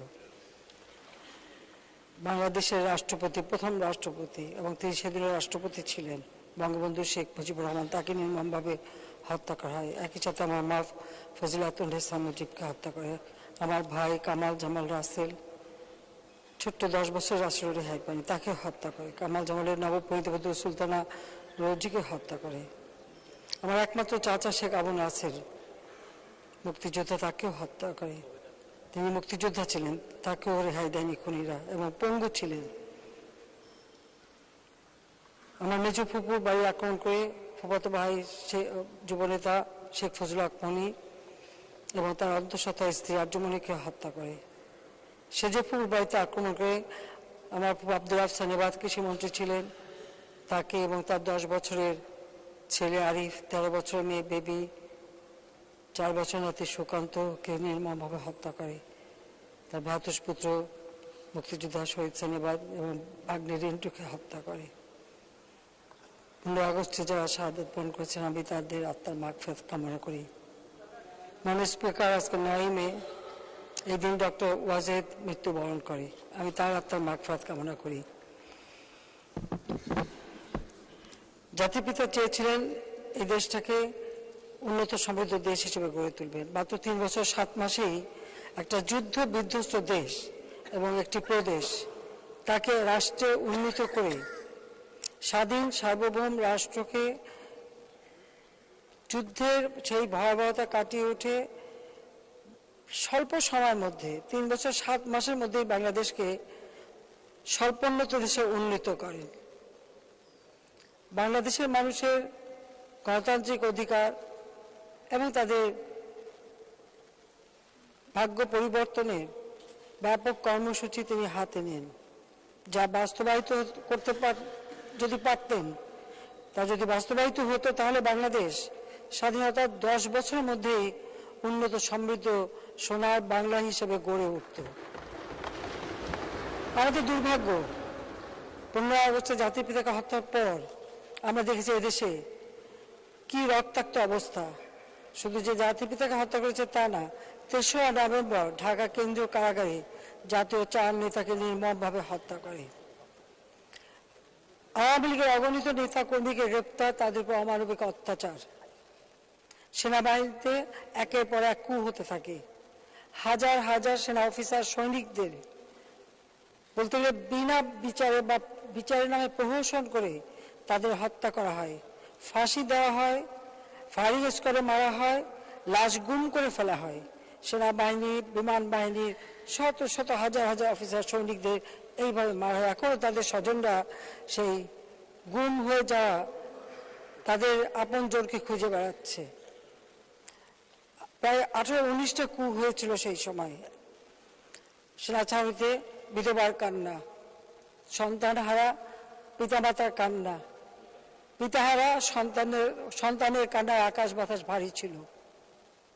মাননীয় স্পিকার, এই ছিল বাংলাদেশের অবস্থা, যেখানে জাতির পিতা দেশকে এগিয়ে নিয়ে যাচ্ছিলেন স্বল্পোন্নত দেশে। সেই 75 সালের ঘটনার পর থেকে যারা ক্ষমতা এসেছিল, সংবিধান লঙ্ঘন করে অবৈধভাবে ক্ষমতা দখল করেছিল। জনগণের কোনো ভোটের অধিকারও ছিল না, বরং স্বাধীনতা বিরোধী যুদ্ধ অপরাধী যাদের বিচার জাতির পিতা শুরু করেছিলেন, তাদেরকে ক্ষমতায় বসানো হয়েছিল, তাদের মুক্তি দিয়ে তাদেরকে রাজনীতি করার সুযোগ দেওয়া হয়েছিল। তারাই এই প্রধানমন্ত্রী অথবা উপদেষ্টা অথবা মন্ত্রী মর্যাদা পেয়েছিল। জাতির পিতার হত্যাকারী তাদের যাতে বিচার না হয়, ইন্ডেমনিটি অর্ডিন্যান্স দিয়ে বিচারের হাত থেকে তাদের মুক্ত করা হয়েছিল এবং তাদেরকে রাজনীতি করার সুযোগ দেওয়া হয়েছিল, বিভিন্ন বিদেশে চাকরি দিয়ে পুরস্কৃত করা হয়েছিল। সেখানে কোনো আইনের শাসন ছিল না। এই ছিল বাংলাদেশের অবস্থা। আমাদের হাজার হাজার নেতাকর্মী নির্যাতনের শিকার হয়, কতজনকে মেরে লাশ পর্যন্ত গুম করে ফেলে। যে দেশটা এদেশের মানুষ জাতির পিতা বঙ্গবন্ধু শেখ মুজিবুরটাকে সারা দিয়ে অস্ত্র তুলে নিয়ে বিজয় অর্জন করে দেশের মানুষের মাথা উঁচু করেছিল, সেই দেশের মানুষের মাথা হেট হয়ে গিয়েছিল আন্তর্জাতিকভাবে। বাংলাদেশ দুর্ভিক্ষের দেশ, ভিক্ষুকের দেশ, বন্যা খরা প্রাকৃতিক দুর্যোগের দেশ হিসেবে মানুষ চিনতে শুরু করেছিল। সেই বিজয়ী জাতি হিসেবে যে বিশ্ব দরবারে একটা সম্মান, সে সম্মান হারিয়ে গিয়েছিল। মাননীয় স্পিকার, আমার ছোট বোন আমার রেহানা আর আমি বিদেশে ছিলাম, আমার স্বামীর কর্মস্থলে আমরা বেঁচে গিয়েছিলাম, কিন্তু সে বাচ্চা খুব কষ্টের।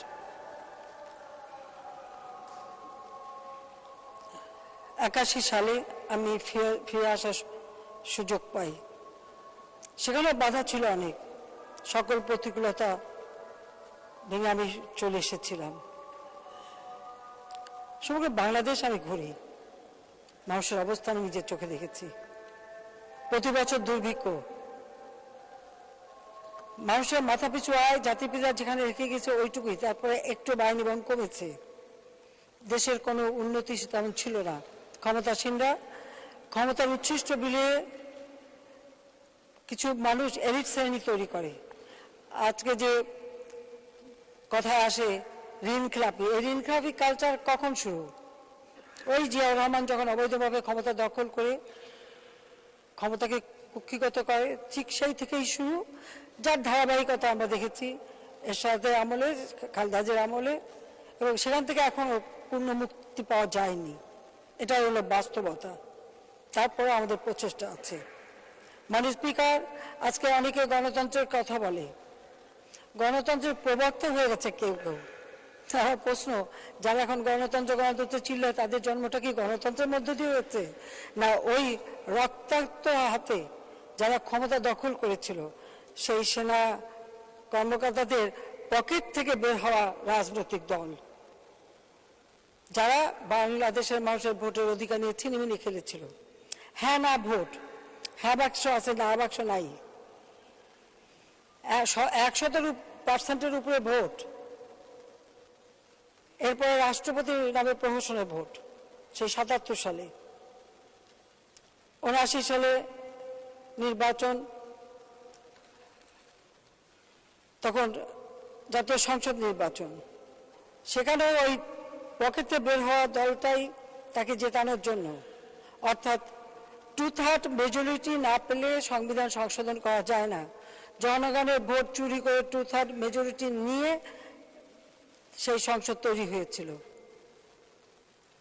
জনগণের ভোটের অধিকার কেড়ে নেওয়া, সেটাও তো সেই জিয়ার আমল থেকেই শুরু।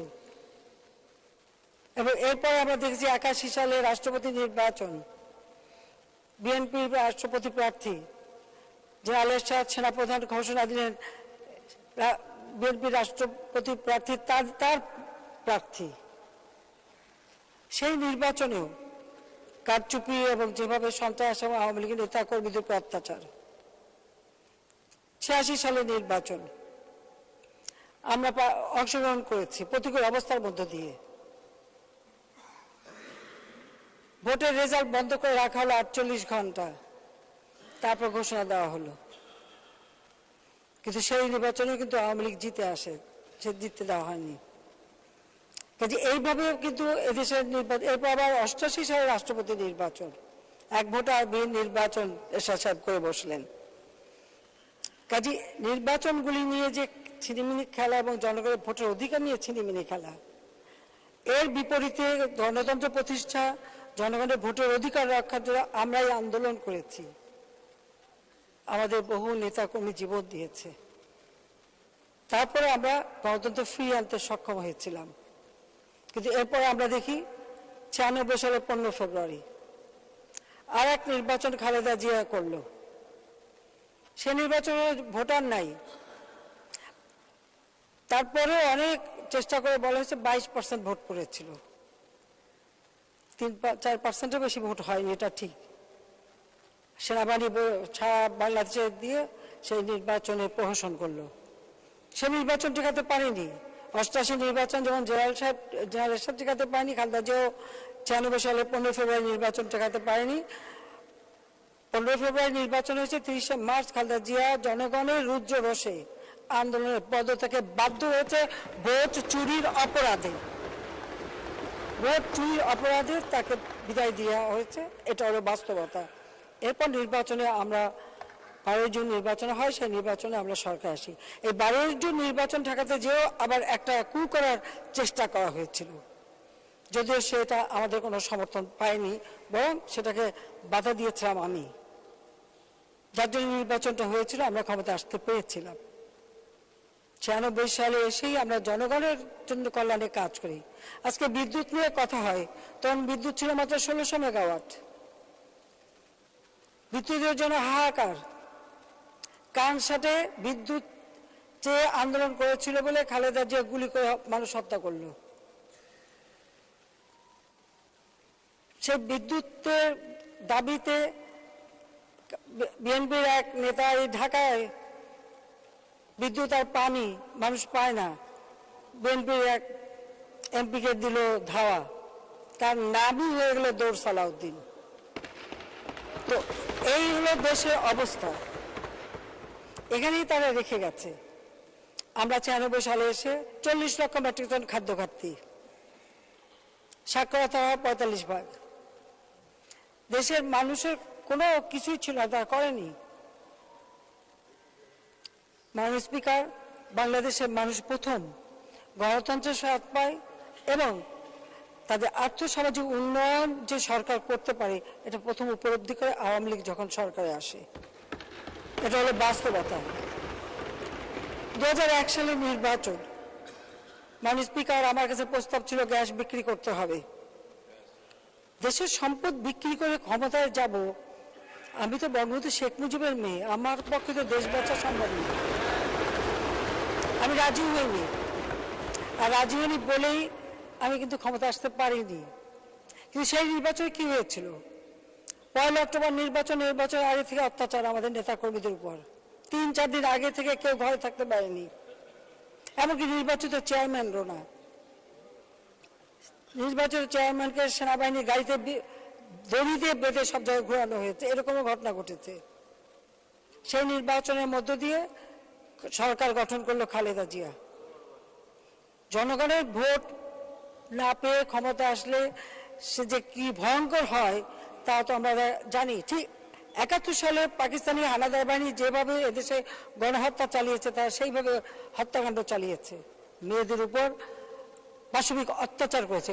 মা মেয়ে একসাথে, 6 বছরের আজুফা, গরিবের মেয়ে, তার বাবার নৌকায় ভোট দিয়েছে দেখে বিএনপির ক্যাডাররা ওই ছোট্ট শিশুটিকে ব্লেড দিয়ে তার স্ত্রী অঙ্গ কেটে তাকে গ্যাং রেপ করেছিল। ঠিক এরকম বহু ঘটনা বাংলাদেশে তখন ঘটেছিল। মহিমা আত্মহত্যা করেছিল, রুমাকে ধরে নিয়ে যেতে গিয়েছিল, সে আত্মহত্যা করেছিল। ফাহিমা আত্মহত্যা করেছিল। সেই গাফারা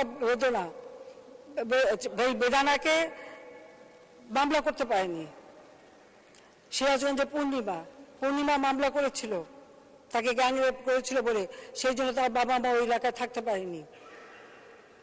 আমাদের মকসুদপুরে ফাতেমা, তাকে ওখান থেকে ধরে নিয়ে মাগুরায় নিয়ে এসে তাকে গ্যাং রেপ করে, তার ট্রমা হয়ে গেছিল। সে মানুষ দেখলে চিৎকার করতো। আমি নিজে তাকে সিআরপিতে রেখে চিকিৎসা করেছিলাম, কিন্তু তাকে বাঁচাতে পারিনি। প্রায় লাখখানেক মহিলা 2 দিন শব্দপ্রসূত, তাকে পর্যন্ত 25,000 মানুষ আমার কোটালীপাড়া আশ্রয় নিয়েছিল, থাকতে পারে না অন্য কোথাও। এই ছিল দেশের অবস্থা, এই হলো গণতন্ত্র। এই গণতন্ত্র তারা দিয়েছিল। 2001 থেকে 6 পর্যন্ত এই তাণ্ডব তাদের চলে। বাংলাদেশ কি অর্জন করেছে? বিএনপির আমলে দুর্নীতিতে চ্যাম্পিয়ন হয়েছে, দুর্নীতিতে 1 নম্বর দেশ। বাংলা ভাই, সন্ত্রাস, জঙ্গিবাদ, বোমা হামলা, গ্রেনেড হামলা প্রতিনিয়ত। একই দিনে 63 জেলায় বোমা, 500 জায়গায় বোমা ফুটলো। জঙ্গিবাদ, সন্ত্রাস, দুর্নীতি, এই তো ছিল নিত্য নৈতিক। তারপরে নির্বাচন, 1,23,00,000 ভুয়া ভোটার দিয়ে ভোটার লিস্ট করে তারা নির্বাচন করার পদক্ষেপ নিল। সকলে নির্বাচন বয়কট করেছিল, কতজন আনকন্টেস্টেড ঘোষণাও হয়েছিল। কিন্তু তাদের দুঃশাসনে এবং জনগণ অতিষ্ঠ হয়ে আন্দোলন করে, এবং তাদের এই দুঃশাসনের ফলেই দেশে এমার্জেন্সি আসে। 2007 সালে সেই এমার্জেন্সি সরকার, যদিও সে সরকার খালেদা জিয়ারই প্রিয় ব্যক্তিত্ব ছিল, যেমন নিয়াজউদ্দিন সাহেব তার রাষ্ট্রপতি ফখরুদ্দিন সাহেবকে নিয়ে এসে বাংলাদেশ ব্যাংকের গভর্নর করেছিল, সেখান থেকে প্রধান উপদেষ্টা, সেনাবাহিনীতে 9 জন সেনা অফিসার ডিঙিয়ে মঈনুদ্দিনকে বানানো হয়েছিল সেনাপ্রধান। তো তাদেরই সরকার আসলো, কথা ছিল ইলেকশন দেবে, তারাও আস্তে আস্তে ক্ষমতায় বসারই একটা চেষ্টা করতো। আমি তার প্রতিবাদ করেছিলাম, সাথে সাথে আমি গ্রেপ্তারও হয়েছিলাম। আমি গ্রেপ্তার হয়েছিলাম যদিও আমি যখন বিদেশে ছিলাম, আমার ছেলের বউ অপারেশন হয়েছিল, ছোট বাচ্চা, আমি তাকে দেখতে গিয়েছিলাম, তার সেবা করতে গিয়েছিলাম। সেই সময় মেয়ে অন্তঃসত্ত্বা ছিল, তাকে দেখতে গিয়েছিলাম। আমাকে আসতে দেবে না দেশে, আমার বিরুদ্ধে মার্ডার কেস দিয়েছে। যখন আমি শুনলাম যে আমার বিরুদ্ধে মার্ডার কেস দিয়েছে, আমার মেয়েকে আমার দেখতে যাওয়ার কথা ছিল, আমি তাকে দেখে এসেছিলাম, আবার যাব, আমি যাইনি। আমি জয় বউ একটু সুস্থ হয়েছে, আমি ফিরে এসেছি দেশে, দেশে ফিরে আসার চেষ্টা করলাম, আমাকে আসতে দেবে না, আমাকে বলা হলো না আসার জন্য। তারপরে তো আমি জোর করে ফিরে এসেছি, আমাকে ভয় দেওয়া হয়েছিল যে আমাকে মেরে ফেলে দেবে। এই মে মাসে 81 সালে 17 মে ফিরেছিলাম, আর ওই সময় 7ই মে। আমি 7ই মে আসি, তার কারণ আমাদের আহসানুল্লাহ মাস্টার, যিনি আমাদের শ্রমিক নেতা এবং আওয়ামী লীগের নেতা এবং সংসদ সদস্য ছিলেন, তাকে নির্মমভাবে হত্যা করেছিল বিএনপি। আমি বলছিলাম আমি 7ই মে পৌঁছাবো, যাতে তার অন্তত তার শোক সভায় যোগদান করতে পারি, কিন্তু সেটাও করতে পারিনি। এমন একটা পরিবেশ সৃষ্টি করা হয়েছিল। আমি আহসানুল্লাহ মাস্টারকে আত্মার মাগফিরাত কামনা করি, কিন্তু এই বিএনপি আমলে কিবরিয়া সাহেব আমার অর্থমন্ত্রী, তাকে তারা হত্যা করে। আমাদের মঞ্জুরুল ইসলাম সাহেব, আমাদের মমতাজ, নাটোরের কত নাম বলবো মাননীয় স্পিকার। কাজে এই অবস্থার মধ্য দিয়ে 1,23,00,000 ভুয়া ভোটার দিয়ে যখন ইলেকশন করতে যায়, এমার্জেন্সি ঘোষণা দেয়, সেই ইলেকশন বাতিল হয়ে যায়। আমাকে গ্রেপ্তার করা হয়, যাও, এরপরে আবার খালেদা জিয়াকেও পরে গ্রেপ্তার করে। মাননীয় স্পিকার, কখনো থেমে থাকিনি।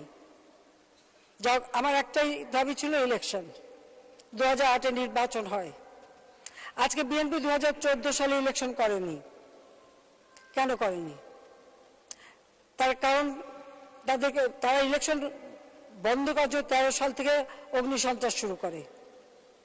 তার কারণ 2008-এর যে নির্বাচন হয়েছিল, সেই নির্বাচনে বিএনপি পেয়েছিল মাত্র, বিএনপি আর জামাত জোট, তাদের 20 দলীয় ঐক্য জোট পেয়েছিল মাত্র 30টা সিট, আর আমরা মহাজোট মিলে সবটাই, আওয়ামী লীগ এককভাবে 233টা সিট পায়।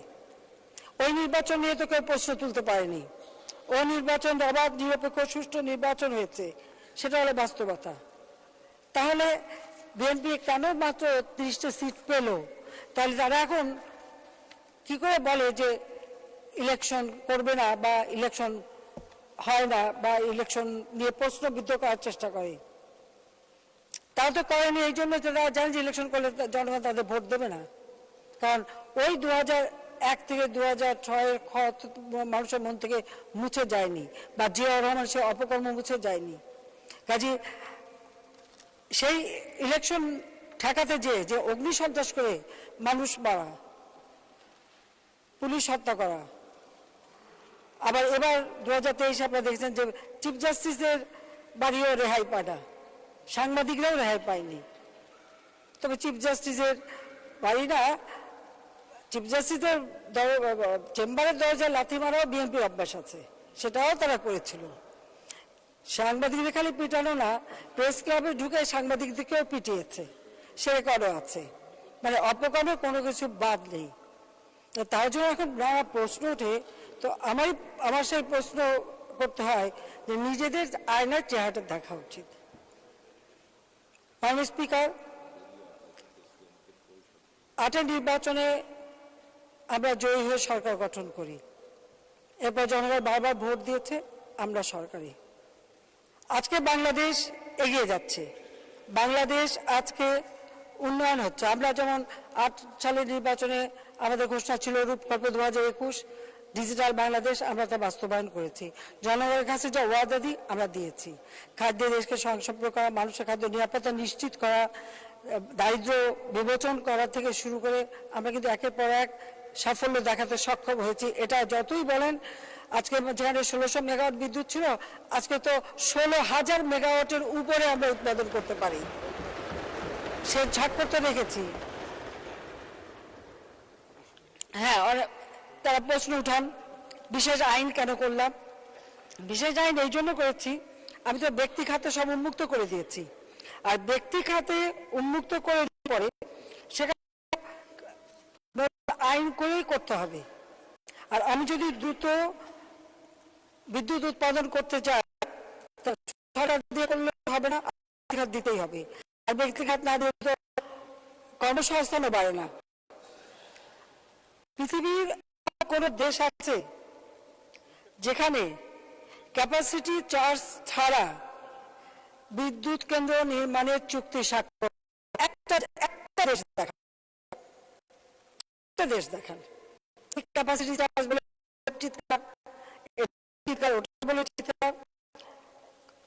বিশেষ আইনে কাউকে কিন্তু দায় মুক্তি দেওয়া হয়নি, বরং বেসরকারি খাতে প্রথম বিদ্যুৎ কেন্দ্র করেছিল সামিত খুলনায়।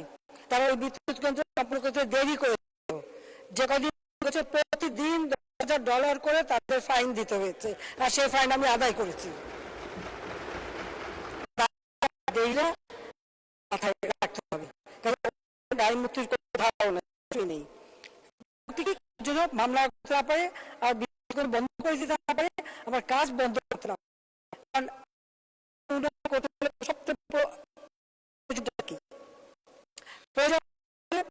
ব্যবস্থার বিদ্যুৎ দেওয়া, বিদ্যুৎ দিতে পারি,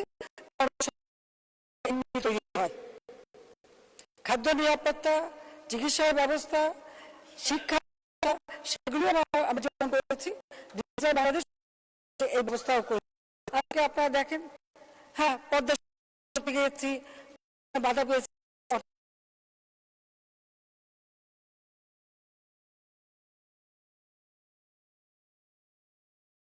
রেল লাইন আমরা ঢাকা থেকে ওই রেল লাইন দিয়ে খুলনা প্ল্যান করা হয়েছে। প্রয়োজন নয় যারা, তারা কি বলবো, ছাড়া বিদ্যুৎ বললাম এত টাকা খরচ করে প্রয়োজন ছিল।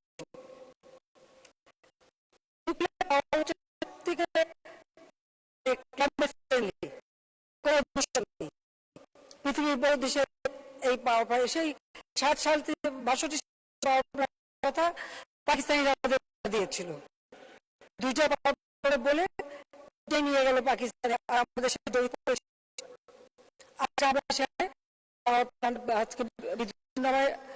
নির্মাণ করেছি, এবং এই বিদ্যুৎ কেন্দ্র সব থেকে ভালো বিদ্যুৎ আমরা পাবো, এবং আমরা সেখানে আরো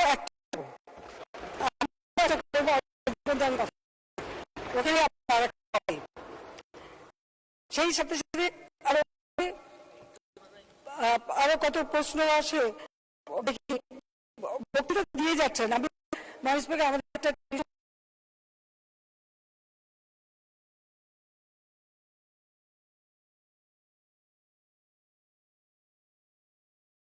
কিন্তু সেখানে সবাই কথা বলছে, তো সারাদিন কথা বলে যদি বলে কথা বলতে দেয়া হয় না, কি জবাব?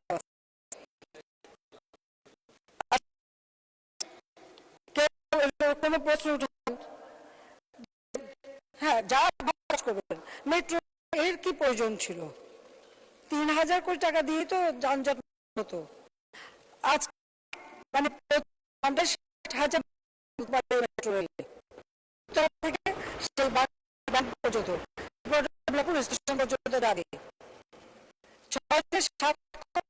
মানুষ যাতায়াত করতে পারবে দিনে, যারা চলছে তারা সুফলটা পাচ্ছে, আর যারা পাচ্ছে কিনা জানি না, লজ্জা পাচ্ছে কিনা তা আমি জানি না। মাননীয় স্পিকার, বিদ্যুৎ কেন্দ্র করছি, এখানে হচ্ছে বায়ু থেকে উৎপাদিত বিদ্যুৎ শুরু করেছি কেবল। আমাদের গ্রিন এনার্জি দরকার, আবার কয়লা ভিত্তিক বিদ্যুৎ কেন্দ্র করছি, বহুমুখী করতে হচ্ছে।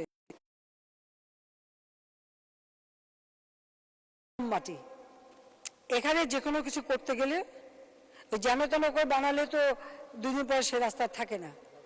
সেখানে একেবারে মাটির থেকে তুলে আধুনিক প্রযুক্তি দিয়ে আমরা এখন রাস্তা তৈরি করছি। রাস্তা যখন চলেন তখন দেখেন না, তো খরচ তো লাগবেই। যেখানে শক্ত মাটি সেখানে অত খরচ হয় না, কিন্তু এখানে নরম মাটি বলে আমাদের খরচ বেশি হয়।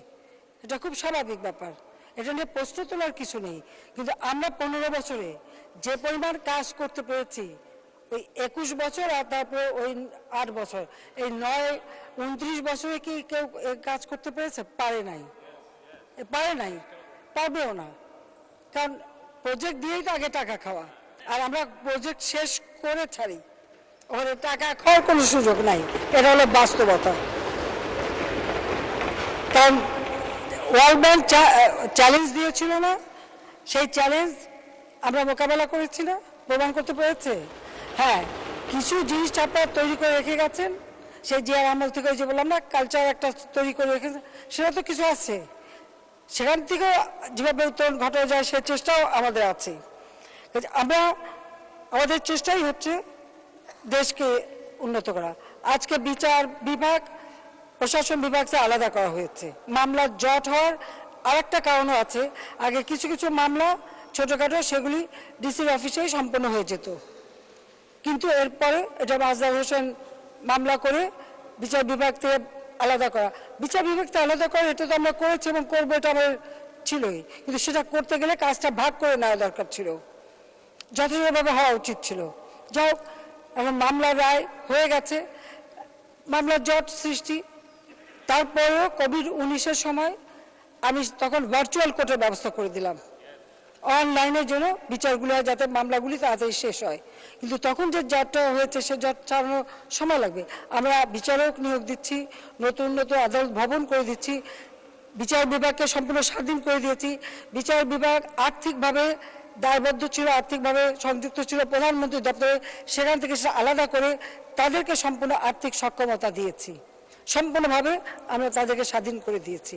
কাজেই সেখানে মামলাগুলি যাতে দ্রুত হয় সেই চেষ্টা আমাদের রয়েছে, এটা করে যাচ্ছি আমরা। কিন্তু ওইভাবে যদি কিছু মামলা আগে থেকে শেষ করে দেওয়া যেত তাহলে আর এত যানজট হতো না, মামলা জট হতো না, এটা আমি বিশ্বাস করি। তারপরেও আমরা প্রযুক্তি ব্যবহারের দিকে নজর দিচ্ছি। মাননীয় স্পিকার, আমরা আমাদের দেশের মানুষের কল্যাণে কাজ করি, উন্নয়নের কথা অনেক বলেছি, এখন আর বলতে শুধু এটুকু বলবো যে যে কাজগুলো আমরা করেছি, যার শুভ ফলটা দেশবাসী পাচ্ছে, সেটাকে স্বীকার করেন। কিন্তু প্রত্যেকটা কাজকে যদি প্রশ্নবিদ্ধ করার উদ্দেশ্যে করা হয়, হ্যাঁ, তাতে কি করতে পারেন? জনগণের কাছ থেকে কিন্তু আমাকে দূরে সরাতে পারবেন না। আমার একটা শক্তি হচ্ছে জনগণ, তাদের শক্তি নিয়েই আমি চলি। সেখানে একটা আস্থা সৃষ্টি হয়েছে জনগণের মাঝে যে আমি তাদের জন্য কাজ করি। কাজে ওই আস্থা বিশ্বাসটাই হচ্ছে আমার একমাত্র সম্বল, আর এই সম্বল নিয়েই আমি চলি। এই জন্য আমি কাউকে পরোয়া করি না, যতক্ষণ আমার দেশবাসী আমার পাশে আছে আমি কাউকে পরোয়া করি না। হ্যাঁ, আমি জানি আমার বাবার সাথে একই জিনিস হয়েছে, তার নামে যতগুলি কাজ তিনি করে গেছেন মাত্র 3.5 বছরের মধ্যে, সংবিধান দেওয়া থেকে শুরু এমন কোনো জায়গা সেক্টর নাই যেখানে ভিত্তিটা তিনি তৈরি করে দেন নাই। তারপরেও তার সমালোচনা, তার বিরুদ্ধে নানা কথা লেখা, অনেক কিছু করে তাকে জনগণ থেকে বিচ্ছিন্ন করার চেষ্টা করা হয়েছে। যখন পায়নি তাকে হত্যা করা হয়েছে, আর আমাকে তো হত্যার জন্য বারবার চেষ্টাই করা হয়েছে, কিন্তু আমি তো বেঁচেই গেছি। সেটাও আমার জনগণ এবং আমার দলের লোকরা সবসময় আমাকে একেবারে ঘিরে রেখেছে এবং নিজেরা জীবন দিয়ে আমার জীবন বাঁচিয়েছে। আমি এখন জনগণের জন্যই কাজ করে যেতে চাচ্ছি এবং কাজ করে যাচ্ছি। আজকে আমাদের লক্ষ্য ছিল 2021, সেটাকে আমরা লক্ষ্য রেখে এই কোভিড-19 অতিমারি সবকিছু অতিক্রম করেও আজ অন্তত বাংলাদেশ উন্নয়নশীল দেশের মর্যাদা পেয়েছে। হ্যাঁ, মানুষের কিছু কষ্ট, বিশেষ করে সীমিত আয়ে, যেহেতু মুদ্রাস্ফীতি বেড়েছে, সেক্ষেত্রে আমরা পারিবারিক কার্ড দিয়েছি, প্রায় 1 কোটি পরিবারকে কার্ড দেওয়া হয়েছে। চাল ডাল তেল চিনি স্বল্প মূল্যে পায় সেখানে ভর্তুকি দিচ্ছি। আমরা ছেলে মেয়েদের বিনামূল্যে বই দিচ্ছি। শিক্ষার ব্যবস্থা আমরা ব্যাপকভাবে করে যাচ্ছি। আমাদের প্রত্যেকটা ক্ষেত্রে কর্মসংস্থান যাতে আরো বাড়ে, গ্রাম পর্যায়ে কর্মসংস্থান তার ব্যবস্থা আমরা নিচ্ছি। ভূমিহীনদের ঘর করে দিচ্ছি। এখন 21টা জেলা 334টা উপজেলা ভূমিহীন গৃহহীন মুক্ত আমরা ইতিমধ্যে ঘোষণা দিয়েছি, যার জন্য অতি দারিদ্র্যের হার আজকে কমে 25.1 ভাগ থেকে 5.6 ভাগে নেমেছে। ইনশাআল্লাহ ওই 5.6 ভাগে এদেশে কোনো অতি দরিদ্র থাকবে না। দারিদ্র্যের হার আমরা সেই 41 ভাগ থেকে 18.7 ভাগে এসেছে। যদি কোভিড না হতো, ইউক্রেন যুদ্ধ না হতো, স্যাংশন না হতো, এই মুদ্রাস্ফীতি না হতো, আমরা কিন্তু এটাও কমিয়ে ফেলতে পারতাম। তারপর আমাদের লক্ষ্য আছে, আমরা ইনশাল্লাহ সামনে কমাবো। মুদ্রাস্ফীতির জন্য একটু যে কষ্টটা হচ্ছে, তার জন্য একটাই কাজ করতে হবে, সকলকে উৎপাদন বাড়াতে হবে। নিজের কোনো অনাবাদী জমি থাকবে না, সমস্ত অনাবাদী জমি সকলকে চাষ করতে হবে, নিজের উৎপাদন বাড়িয়ে আমাদের স্বাবলম্বী হতে হবে, সেটাই আমাদের লক্ষ্য। সেই সাথে সাথে আরেকটা কাজ আমরা করেছি, সার্বজনীন পেনশন স্কিম। আমাদের যারা বিশেষ করে আমাদের রাজনৈতিক নেতৃবৃন্দ আছে, সাংবাদিক আছে, বা যারা সরকারি চাকরি করে না বা নিজেরা কাজ করে খায়, তাদের জন্য ভবিষ্যৎটা নিরাপদ থাকে। তারা জন্য যখন কর্মক্ষীণ হবে বা বয়স্ক হবে, তারা যেন সেখান থেকে পেনশনটা পায়, সেই ব্যবস্থা আমরা করেছি। যারা একেবারে নিম্নবিত্ত তাদের জন্য সমতা একটা স্লট, যেখানে সে যদি 500 টাকা দেয়, তাহলে সরকার থেকে আমি 500 টাকা দেবো, দিয়ে তার জন্য 1000 টাকা হবে, এবং এইভাবে তার জন্য অন্তত 20 বছর বা 30 বছর পরে সেখান থেকে সে পেনশন নিতে পারবে। একেবারে নিম্নবিত্ত, মধ্যবিত্ত, প্রবাসী, উচ্চবিত্ত সকলের জন্য এই সার্বজনীন পেনশন স্কিম করে দিয়েছি। এটা করা মানে আপনার নিজেকে একটা সুরক্ষা করা, সেই ব্যবস্থাটা আমরা হাতে নিয়েছি। আমরা কিন্তু মানুষের কল্যাণে কি করণীয় সেদিকে লক্ষ্য রেখেই আমরা কাজ করি। যাই হোক, আমি আজকে আর বেশি সময় নিচ্ছি না, প্রায় আধা ঘন্টার কাছাকাছি হয়ে গেল। আমি শুধু এটুকুই বলবো যে দেশের কল্যাণে আমরা কাজ করে যাচ্ছি। ভোট করবেন সবাই, আর কথায় কথায় ব্যঙ্গ করবেন আর প্রশ্ন তুলবেন, তার প্রশ্ন তোলার আগে নিজেরা কি করেছেন, কোন দল করেন, সেই দলের জন্ম বৃত্তান্ত থেকে শুরু করে তাদের অপকর্মগুলি একটু চিন্তা করে নেবেন, সেটাই আমরা চাই। আমি মাননীয় স্পিকার, আজকে আমি ধন্যবাদ জানাচ্ছি আমাদের মাননীয় স্পিকার আপনাকে। সেই সাথে আমি ধন্যবাদ জানাই আমাদের উপনেতা ডেপুটি স্পিকার এবং আমাদের বিশেষ করে যারা কাজ করেছেন। আমি এটা বোধহয় পড়ে দিচ্ছি, তাহলে ভালো হবে সবার জন্য। আমাদের সংসদ পরিচালনায় ডেপুটি স্পিকার, মাননীয় ডেপুটি স্পিকার, মাননীয় সংসদ উপনেতা, মন্ত্রিসভার সদস্যবৃন্দ, মাননীয় চিফ হুইপ, হুইপবৃন্দ, সকল মাননীয় সংসদ সদস্যকে আমি আন্তরিক ধন্যবাদ জানাচ্ছি। আমি আমাদের বিরোধী দলের নেতাকে ধন্যবাদ জানাই, বিরোধী দলের উপনেতা ও বিরোধী দলের চিফ হুইপ সহ বিরোধী দলের সকল সংসদ সদস্যকে আন্তরিক ধন্যবাদ জানাই। আমি ধন্যবাদ জানাচ্ছি সভাপতিমণ্ডলীর সদস্যকে, আন্তরিক ধন্যবাদ জানাই সংসদ সচিবালয়ের সিনিয়র সচিব সহ কর্মচারীবৃন্দ, সরকারের বিভিন্ন মন্ত্রণালয়, বিভাগ, দপ্তরের কর্মকর্তা কর্মচারীবৃন্দ এবং ডাক্তার, পুলিশ, ফায়ার সার্ভিস, গণপূর্ত, বিদ্যুৎ, টেলিফোন বিভাগ, নিরাপত্তা বাহিনী সহ সংশ্লিষ্ট সকল সেবাদানকারী প্রতিষ্ঠানের ব্যক্তিবর্গকে, জাতীয় দৈনিক পত্রিকা, বিভিন্ন সংবাদ সংস্থা, বাংলাদেশ বেতার, সংসদ বাংলাদেশ, বাংলাদেশ টেলিভিশন, সংসদ বাংলাদেশ টেলিভিশন, বাংলাদেশ টেলিভিশন এবং বেসরকারি টিভি চ্যানেল সহ সকল গণমাধ্যম, সাংবাদিক কর্মী, কর্মকর্তা, কর্মচারীবৃন্দ সকলকে আমার আন্তরিক ধন্যবাদ জানাচ্ছি। বেশি দূর না, আবার কয়েকদিন পরে আমাদের দেখা হবে, আমাদের বাজেট সেশন শুরু হবে। এবারে বাজেটও সুষ্ঠুভাবে আমরা দিতে পারবো, বাজেটও আমরা প্রণয়ন করছি। কাজেই আমি দেশবাসীর সেই সহযোগিতা চাই এবং এটুকু বলবো যে খরায় কষ্ট পেয়েছে সবাই রোদে, তবে জুন মাসে আবার গরম দেখা দিতে পারে। এখন বৃষ্টি হচ্ছে, বৃষ্টির পরে আবার রোদ হবে, আবার গরম হবে। সবাই নিজেকে সুরক্ষিত রাখবেন, সেটাই আমি আহ্বান করব। কারণ নিজেরটা নিজেরই করে নিতে হবে, যাতে এই রোদে যেন ক্ষতিগ্রস্ত না হয়। আর আমাদের মাননীয় সংসদ সদস্য সবাইকে আমি ধন্যবাদ জানাই, যা যা এলাকায় যে মানুষের পাশে দাঁড়াবেন, মানুষের জন্য কাজ করবেন। মাননীয় স্পিকার, আমি আপনাকে আন্তরিক ধন্যবাদ জানাচ্ছি এই সংসদ সুষ্ঠুভাবে পরিচালনার জন্য। সবাইকে ধন্যবাদ। জয় বাংলা, জয় বঙ্গবন্ধু, বাংলাদেশ জয় জীবন। আবার দেখা হবে।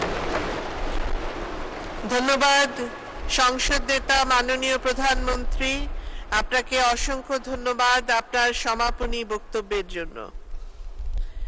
মাননীয় সদস্যবৃন্দ, আমরা এখন সর্বকালের সর্বশ্রেষ্ঠ বাঙালি স্বাধীন বাংলাদেশের মহান স্থপতি জাতির পিতা বঙ্গবন্ধু শেখ মুজিবুর রহমান কর্তৃক 30শে এপ্রিল 1972 তারিখে মে দিবস উপলক্ষে প্রদত্ত ভাষণটি শুনব। 17 মিনিট 57 সেকেন্ড, বাংলাদেশ বেতার থেকে সংগৃহীত।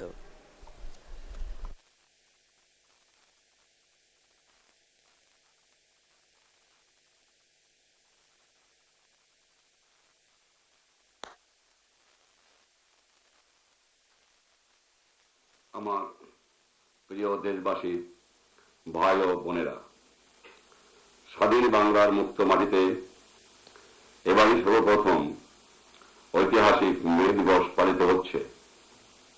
বাংলার মেহনতি মানুষ শৃঙ্খল মুক্ত পরিবেশে এই দিনটিকে শ্রদ্ধা করে স্মরণ করার অধিকার অর্জন করেছে। এজন্য দেশ ও জাতি আজ গর্বিত। মহান মে দিবস শ্রমজীবী মানুষের অধিকার আদায়ের এক জ্বলন্ত প্রতীক।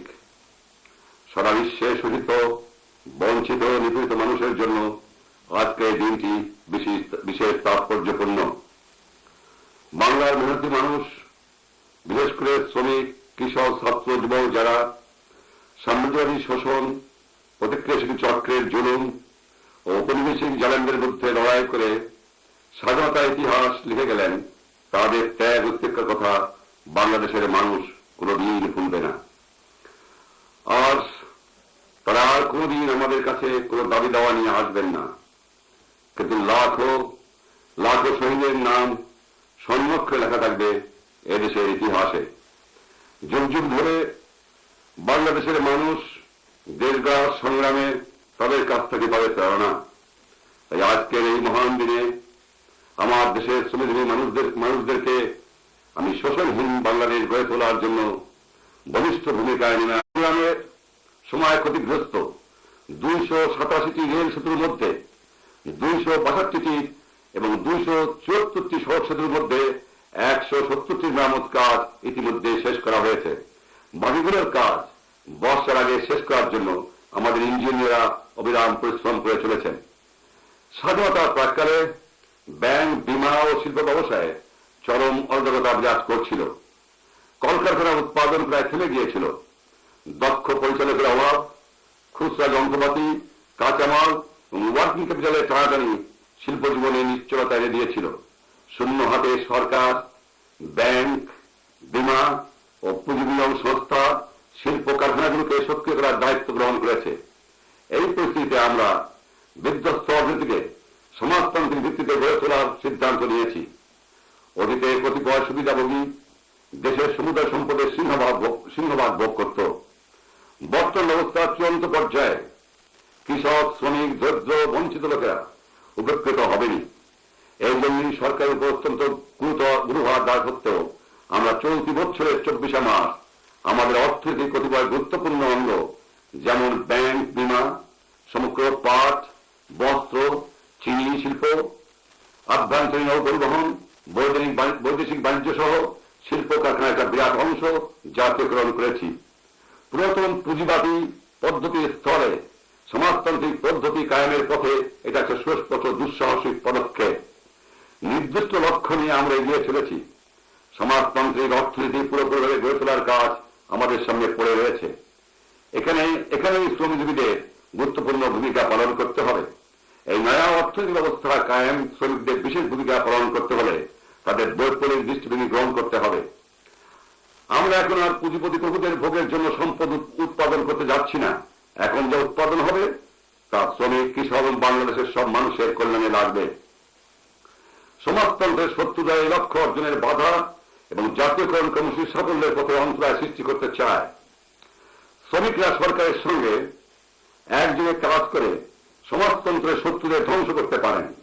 কিন্তু এটা করতে হলে পুঁজিবাদী অর্থনৈতিক ব্যবস্থা শ্রমিকরা যে ভূমিকা পালন করেছেন সে দৃষ্টিভঙ্গি ও আচরণের আমূল পরিবর্তন আনতে হবে। অবশ্যই উৎপাদনের বৃদ্ধি করতে হবে, সম্পদকে রক্ষা করতে হবে। মনে রাখতে হবে যে শিল্পদ্রব্যের সুফল সমাজের সকল শ্রেণীর মানুষ, বিশেষ করে সংখ্যাগরিষ্ঠ চাষী ভাইদের ভোগ করতে দিতে হবে। সুতরাং জাতীয় স্বার্থের প্রতিকূল দাবি দেওয়া পেশের মনোভাব ত্যাগ করা দরকার। এক কথায় সমাজতান্ত্রিক শৃঙ্খলা ছাড়া সমাজতান্ত্রিক অর্থনীতি কায়েম করা সম্ভব নয়। বন্ধুগণ, শ্রমিকরা যাতে রাষ্ট্রত্ব শিল্পের পরিচালনায় সক্রিয়ভাবে অংশগ্রহণ করতে পারেন সেজন্য আমি ইতিমধ্যে শ্রমিকদের সাথে শিল্প কারখানা পরিচালনায় শ্রমিকদের অংশগ্রহণের ব্যাপারে একটা স্কিম প্রণয়নের প্রয়োজন সম্পর্কে আলাপ আলোচনা করেছি।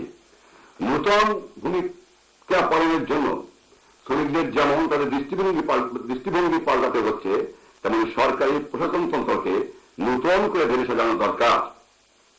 সমাজতান্ত্রিক সমাজের প্রয়োজনীয়তা মেটানোর জন্য সরকারি কর্মচারীদের দৃষ্টিভঙ্গির মৌলিক পরিবর্তনের প্রয়োজন রয়েছে।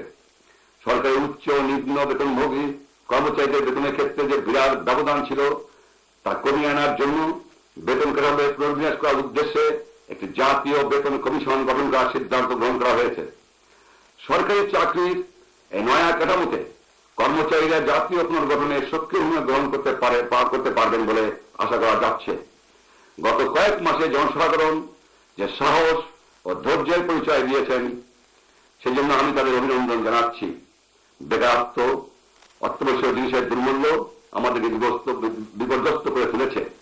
আমি আপনাদের আশ্বাস দিতে পারি যে আমরা জনসাধারণের দুঃখ সম্পর্কে সম্পূর্ণ সজাগ রয়েছি। পরিকল্পিত উপায়ে এই সমস্যার মোকাবেলার জন্য অবিরাম কাজ করে যাচ্ছি। জনগণের জানা আছে আমদানি কমে যাওয়ায় এবং উৎপাদন ব্যাহত হওয়ায় বাজারে জিনিসপত্রের অভাব হয়েছে। যুদ্ধে বন্দর যোগাযোগ ব্যবস্থা, কারখানাগুলো ক্ষতিগ্রস্ত ও বিকল হয়ে যাওয়ার ফলে আমরা বিশেষ অসুবিধার সম্মুখীন হয়েছিলাম। কিছু সংখ্যক এজেন্ট, অসৎ ব্যবসায়ী, কালোবাজারিরা পণ্যদ্রব্য গুদামজাত করে বেশ খানিকটা কৃত্রিম সংকট সৃষ্টি করেছিল। নিত্য প্রয়োজনীয় দ্রব্যাদির সামগ্রীর চাহিদা মেটানোর জন্য ব্যাপক প্রচার চালানো হচ্ছে। ইতিমধ্যে খাদ্যশস্যের আমদানি উল্লেখযোগ্যভাবে বৃদ্ধি করা হয়েছে। এপ্রিল মাসে প্রায় 2,40,000 টন খাদ্যশস্য বিদেশ থেকে আনা হয়েছে। মে মাস নাগাদ আরো 3,85,000 টন খাদ্যশস্য আসছে। আমাদের প্রতিবেশী বন্ধু রাষ্ট্র ভারত 7.5 লক্ষ টন এবং জাতিসংঘের বিভিন্ন সদস্য বন্ধু রাষ্ট্র সমূহ আমাদের প্রায় 7 লক্ষ টন খাদ্যশস্য দেওয়ার আশ্বাস দিয়েছেন। এরপরে খাদ্যশস্যের দাম ক্রমান্বয়ে কমে যাবে বলে আমরা বিশ্বাস করি। খাবার তেল, কেরোসিন প্রভৃতি নিত্য প্রয়োজনীয় দ্রব্যের আমদানি ব্যবস্থা করা হয়েছে। মোটামুটি ভাবে যোগাযোগ ব্যবস্থার উন্নতি ও উৎপাদন বৃদ্ধি পেলেই জিনিসপত্রের দাম আরো কমে যাবে। আমার ভাই ও বোনেরা, আমাদের সমস্ত পরিকল্পনার গুরুত্বপূর্ণ অংশের মধ্যে রয়েছে বন্টন সর্বব্যবস্থার পুনর্বিন্যাস করা। ইতিমধ্যেই বেসরকারি ডিলার এজেন্ট সংশ্লিষ্ট সকল মহলকে সতর্ক করে দেওয়া হয়েছে যে তারা অসাধু ও সমাজবিরোধী কার্যকলাপ বন্ধ না করে তাহলে তাদের সকল লাইসেন্স পারমিট বাতিল করে দেওয়া হবে। আসল ব্যবস্থা হিসেবে সরকার প্রতি ইউনিয়ন এবং সমস্ত শিল্প প্রতিষ্ঠানে সমবায় ভিত্তিতে ন্যায্য মূল্যে দোকান করার পরিকল্পনা গ্রহণ করেছে। এর ফলে বেসরকারি ব্যক্তিদের বন্টনের ক্ষেত্রে একচেটিয়া কর্তৃত্বের অবসান ঘটবে এবং সরবরাহের ক্ষেত্রে সাময়িক স্বল্পতার সুযোগে যুক্তিহীন মূল্য বৃদ্ধির সম্ভাবনা রোধ পাবে। এই পরিকল্পনা কার্যকর করার সাথে সাথে কম বেতনের লোকদের জন্য আমরা কিছু সাহায্যের ব্যবস্থা করেছি। আপনারা জানেন, জিনিসপত্রের দাম না কমিয়ে কেবল বেতন বাড়িয়ে দিলে জনসাধারণের অসুবিধা দূর হয় না।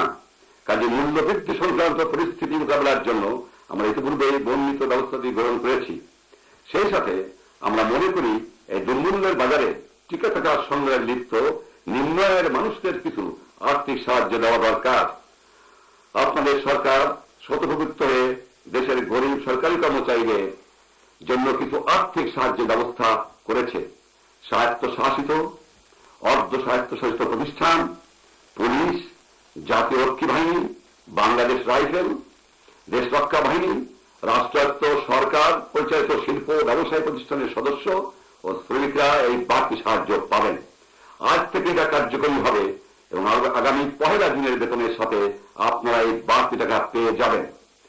যে সকল সরকারি কর্মচারী প্রতি মাসে 335 টাকা পর্যন্ত মূল বেতন পান, তাদের সাময়িক ভিত্তিতে সরকার এই হারে সাহায্য দান মঞ্জুর করেছেন। মাসিক বেতন 125 টাকা পর্যন্ত মাসিক 25 টাকা, মাসিক বেতন 126 টাকা থেকে 225 টাকা পর্যন্ত মাসিক 20 টাকা। এই শ্রেণীভুক্ত কর্মচারীরা সর্বনিম্ন মাসিক 150 টাকা পাবেন। মাসিক বেতন 226 টাকা হতে 325 টাকা পর্যন্ত মাসিক 15 টাকা। এই শ্রেণীভুক্ত কর্মচারীরা সর্বনিম্ন 245 টাকা পাবেন।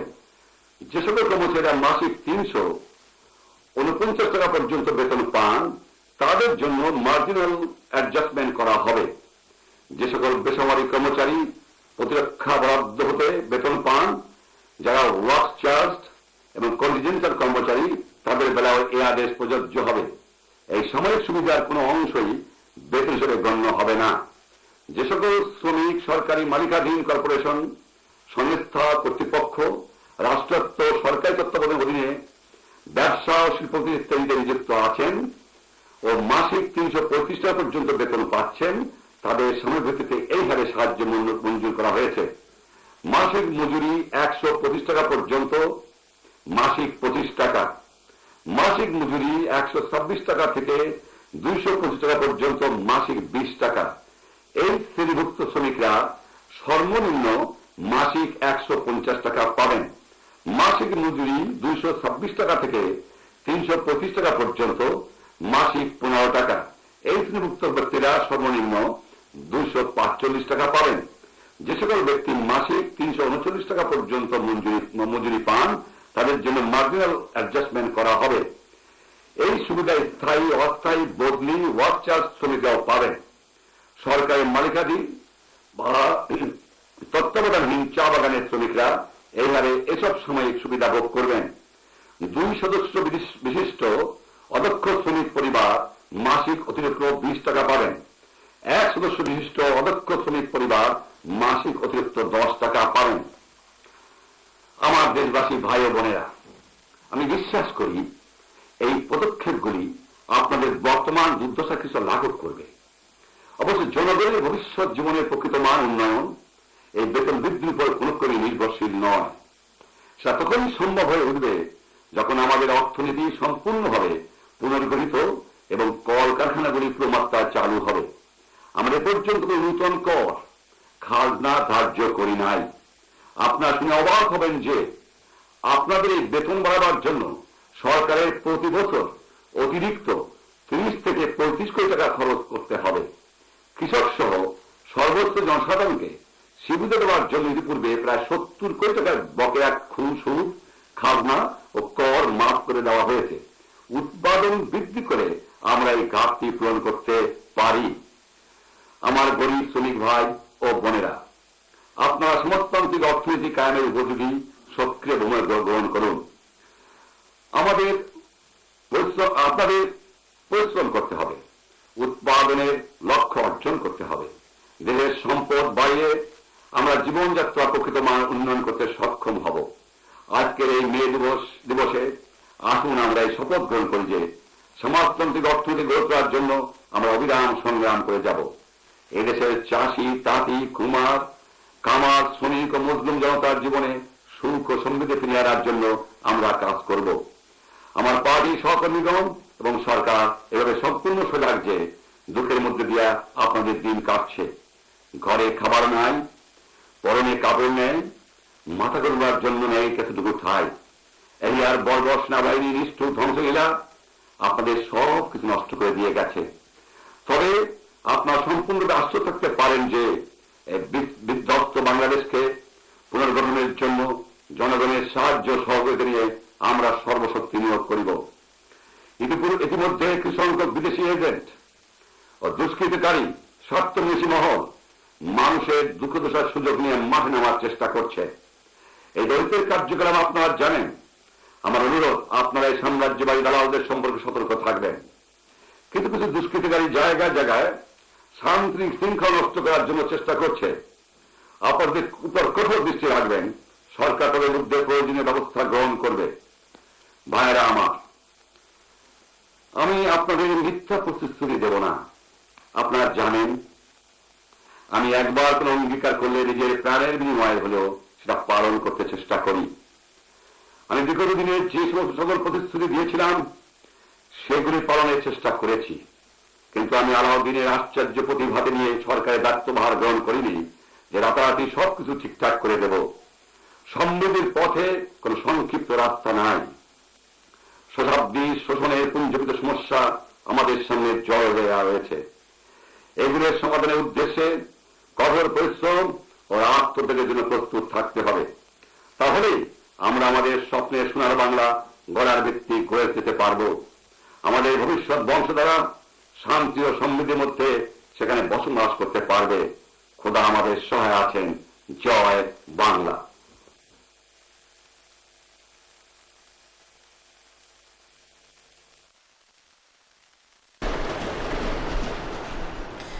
মাননীয় সদস্যবৃন্দ, আমরা এতক্ষণ সর্বকালের সর্বশ্রেষ্ঠ বাঙালি স্বাধীন বাংলাদেশের মহান স্থপতি জাতির পিতা বঙ্গবন্ধু শেখ মুজিবুর রহমান কর্তৃক 30 এপ্রিল 1972 তারিখে মে দিবস উপলক্ষে প্রদত্ত ভাষণটি শুনলাম। মাননীয় সদস্যবৃন্দ, দ্বাদশ জাতীয় সংসদের দ্বিতীয় অধিবেশন 2024 খ্রিস্টাব্দের দ্বিতীয় অধিবেশন কিছুক্ষণের মধ্যেই সমাপ্ত হতে যাচ্ছে। অধিবেশন সমাপ্তি সংক্রান্ত মহামান্য রাষ্ট্রপতির ঘোষণাটি আমি পাঠ করে শোনাব। মাননীয় সদস্যবৃন্দ, এবারের অধিবেশনে মোট কার্যদিবস ছিল 6। এই অধিবেশনে একটি বিল পাশ হয়। আইন প্রণয়ন সম্পর্কিত কাজ সম্পাদনের পাশাপাশি কার্যপ্রণালী বিধির 71 বিধিতে 242টি নোটিশ পাওয়া যায়। নোটিশগুলো হতে 6টি নোটিশ গৃহীত হয়েছে এবং গৃহীত নোটিশের মধ্যে 4টি নোটিশ সংসদের বৈঠকে আলোচিত হয়েছে। মাননীয় প্রধানমন্ত্রীর উত্তরদানের জন্য সর্বমোট 38টি প্রশ্ন পাওয়া যায়, তার মধ্যে তিনি 15টি প্রশ্নের উত্তর দিয়েছেন। বিভিন্ন মন্ত্রণালয়ের মাননীয় মন্ত্রীদের উত্তরদানের জন্য প্রাপ্ত মোট 902টি প্রশ্নের মধ্যে মাননীয় মন্ত্রীগণ 364টি প্রশ্নের জবাব দিয়েছেন। মাননীয় সদস্যবৃন্দ, সংসদ অধিবেশন পরিচালনায় আমাকে সহযোগিতা করার জন্য আমি আপনাদের সবাইকে আন্তরিক ধন্যবাদ ও কৃতজ্ঞতা জানাই। আমি আন্তরিক ধন্যবাদ ও কৃতজ্ঞতা জানাই মাননীয় সংসদ নেতা ও প্রধানমন্ত্রীকে, যিনি সার্বক্ষণিক আমাকে সংসদ পরিচালনায় সহযোগিতা প্রদান করেছেন। আমি সংসদ উপনেতা, মন্ত্রিসভার মাননীয় সদস্যবৃন্দ, চিফ হুইপ বৃন্দ এবং সকল মাননীয় সংসদ সদস্যগণের প্রতি আন্তরিক ধন্যবাদ প্রকাশ করছি। আমি মাননীয় বিরোধী দলের নেতার প্রতিও সংসদ কার্যক্রমে সহযোগিতার জন্য আন্তরিক কৃতজ্ঞতা জানাচ্ছি। আমার সহকর্মী মাননীয় ডেপুটি স্পিকার ও সভাপতি মণ্ডলীর সদস্যবৃন্দকে তাদের সহযোগিতা ও পরামর্শের জন্য কৃতজ্ঞতা জানাচ্ছি। আন্তরিক ধন্যবাদ জানাই সংসদ সচিবালয়ের কর্মকর্তা কর্মচারীবৃন্দ, সরকারের বিভিন্ন মন্ত্রণালয়, বিভাগ এবং সব দপ্তরের কর্মকর্তা কর্মচারীবৃন্দকে। আরো ধন্যবাদ জানাই পুলিশ, ফায়ার সার্ভিস, গণপূর্ত, বিদ্যুৎ ও টেলিফোন বিভাগ সহ সংশ্লিষ্ট সকল সেবা প্রদানকারী প্রতিষ্ঠানের ব্যক্তিবর্গকে। জাতীয় দৈনিক পত্রিকা, বাংলাদেশ বেতার, সংসদ বাংলাদেশ টেলিভিশন, বাংলাদেশ সংবাদ সংস্থা ও বেসরকারি টিভি চ্যানেল সহ দেশের সকল গণমাধ্যমের সাংবাদিক কর্মকর্তা ও কর্মচারীদের প্রতি জানাই আন্তরিক ধন্যবাদ। আমি আশা করছি আমরা খুব শীঘ্রই বাজেট অধিবেশনে আবার মিলিত হব ইনশাআল্লাহ। মাননীয় সদস্যবৃন্দ, দেশ ও জাতির অব্যাহত সুখ, শান্তি ও সমৃদ্ধি কামনা করে এবং আপনাদের প্রতি সশ্রদ্ধ অভিবাদন ও আন্তরিক শুভকামনা জানিয়ে আমি অধিবেশনের সমাপ্তি সংক্রান্ত মহামান্য রাষ্ট্রপতির আদেশটি পাঠ করছি। গণপ্রজাতন্ত্রী বাংলাদেশের সংবিধানের 72 অনুচ্ছেদের 1 দফায় প্রদত্ত ক্ষমতা বলে আমি গণপ্রজাতন্ত্রী বাংলাদেশের রাষ্ট্রপতি মোহাম্মদ শাহাবুদ্দিন দ্বাদশ জাতীয় সংসদের চলতি দ্বিতীয় 2024 খ্রিস্টাব্দের দ্বিতীয় অধিবেশন 1431 বঙ্গাব্দের 26 বৈশাখ মোতাবেক 2024 খ্রিস্টাব্দের 9 মে রোজ বৃহস্পতিবার বৈঠক শেষে সমাপ্তি ঘোষণা করিতেছি। মোহাম্মদ শাহাবুদ্দিন, রাষ্ট্রপতি, গণপ্রজাতন্ত্রী বাংলাদেশ। আপনাদের সকলকে সহযোগিতার জন্য আন্তরিক ধন্যবাদ। আসসালামু আলাইকুম। বাংলাদেশ চিরজীবী হোক। জয় বাংলা।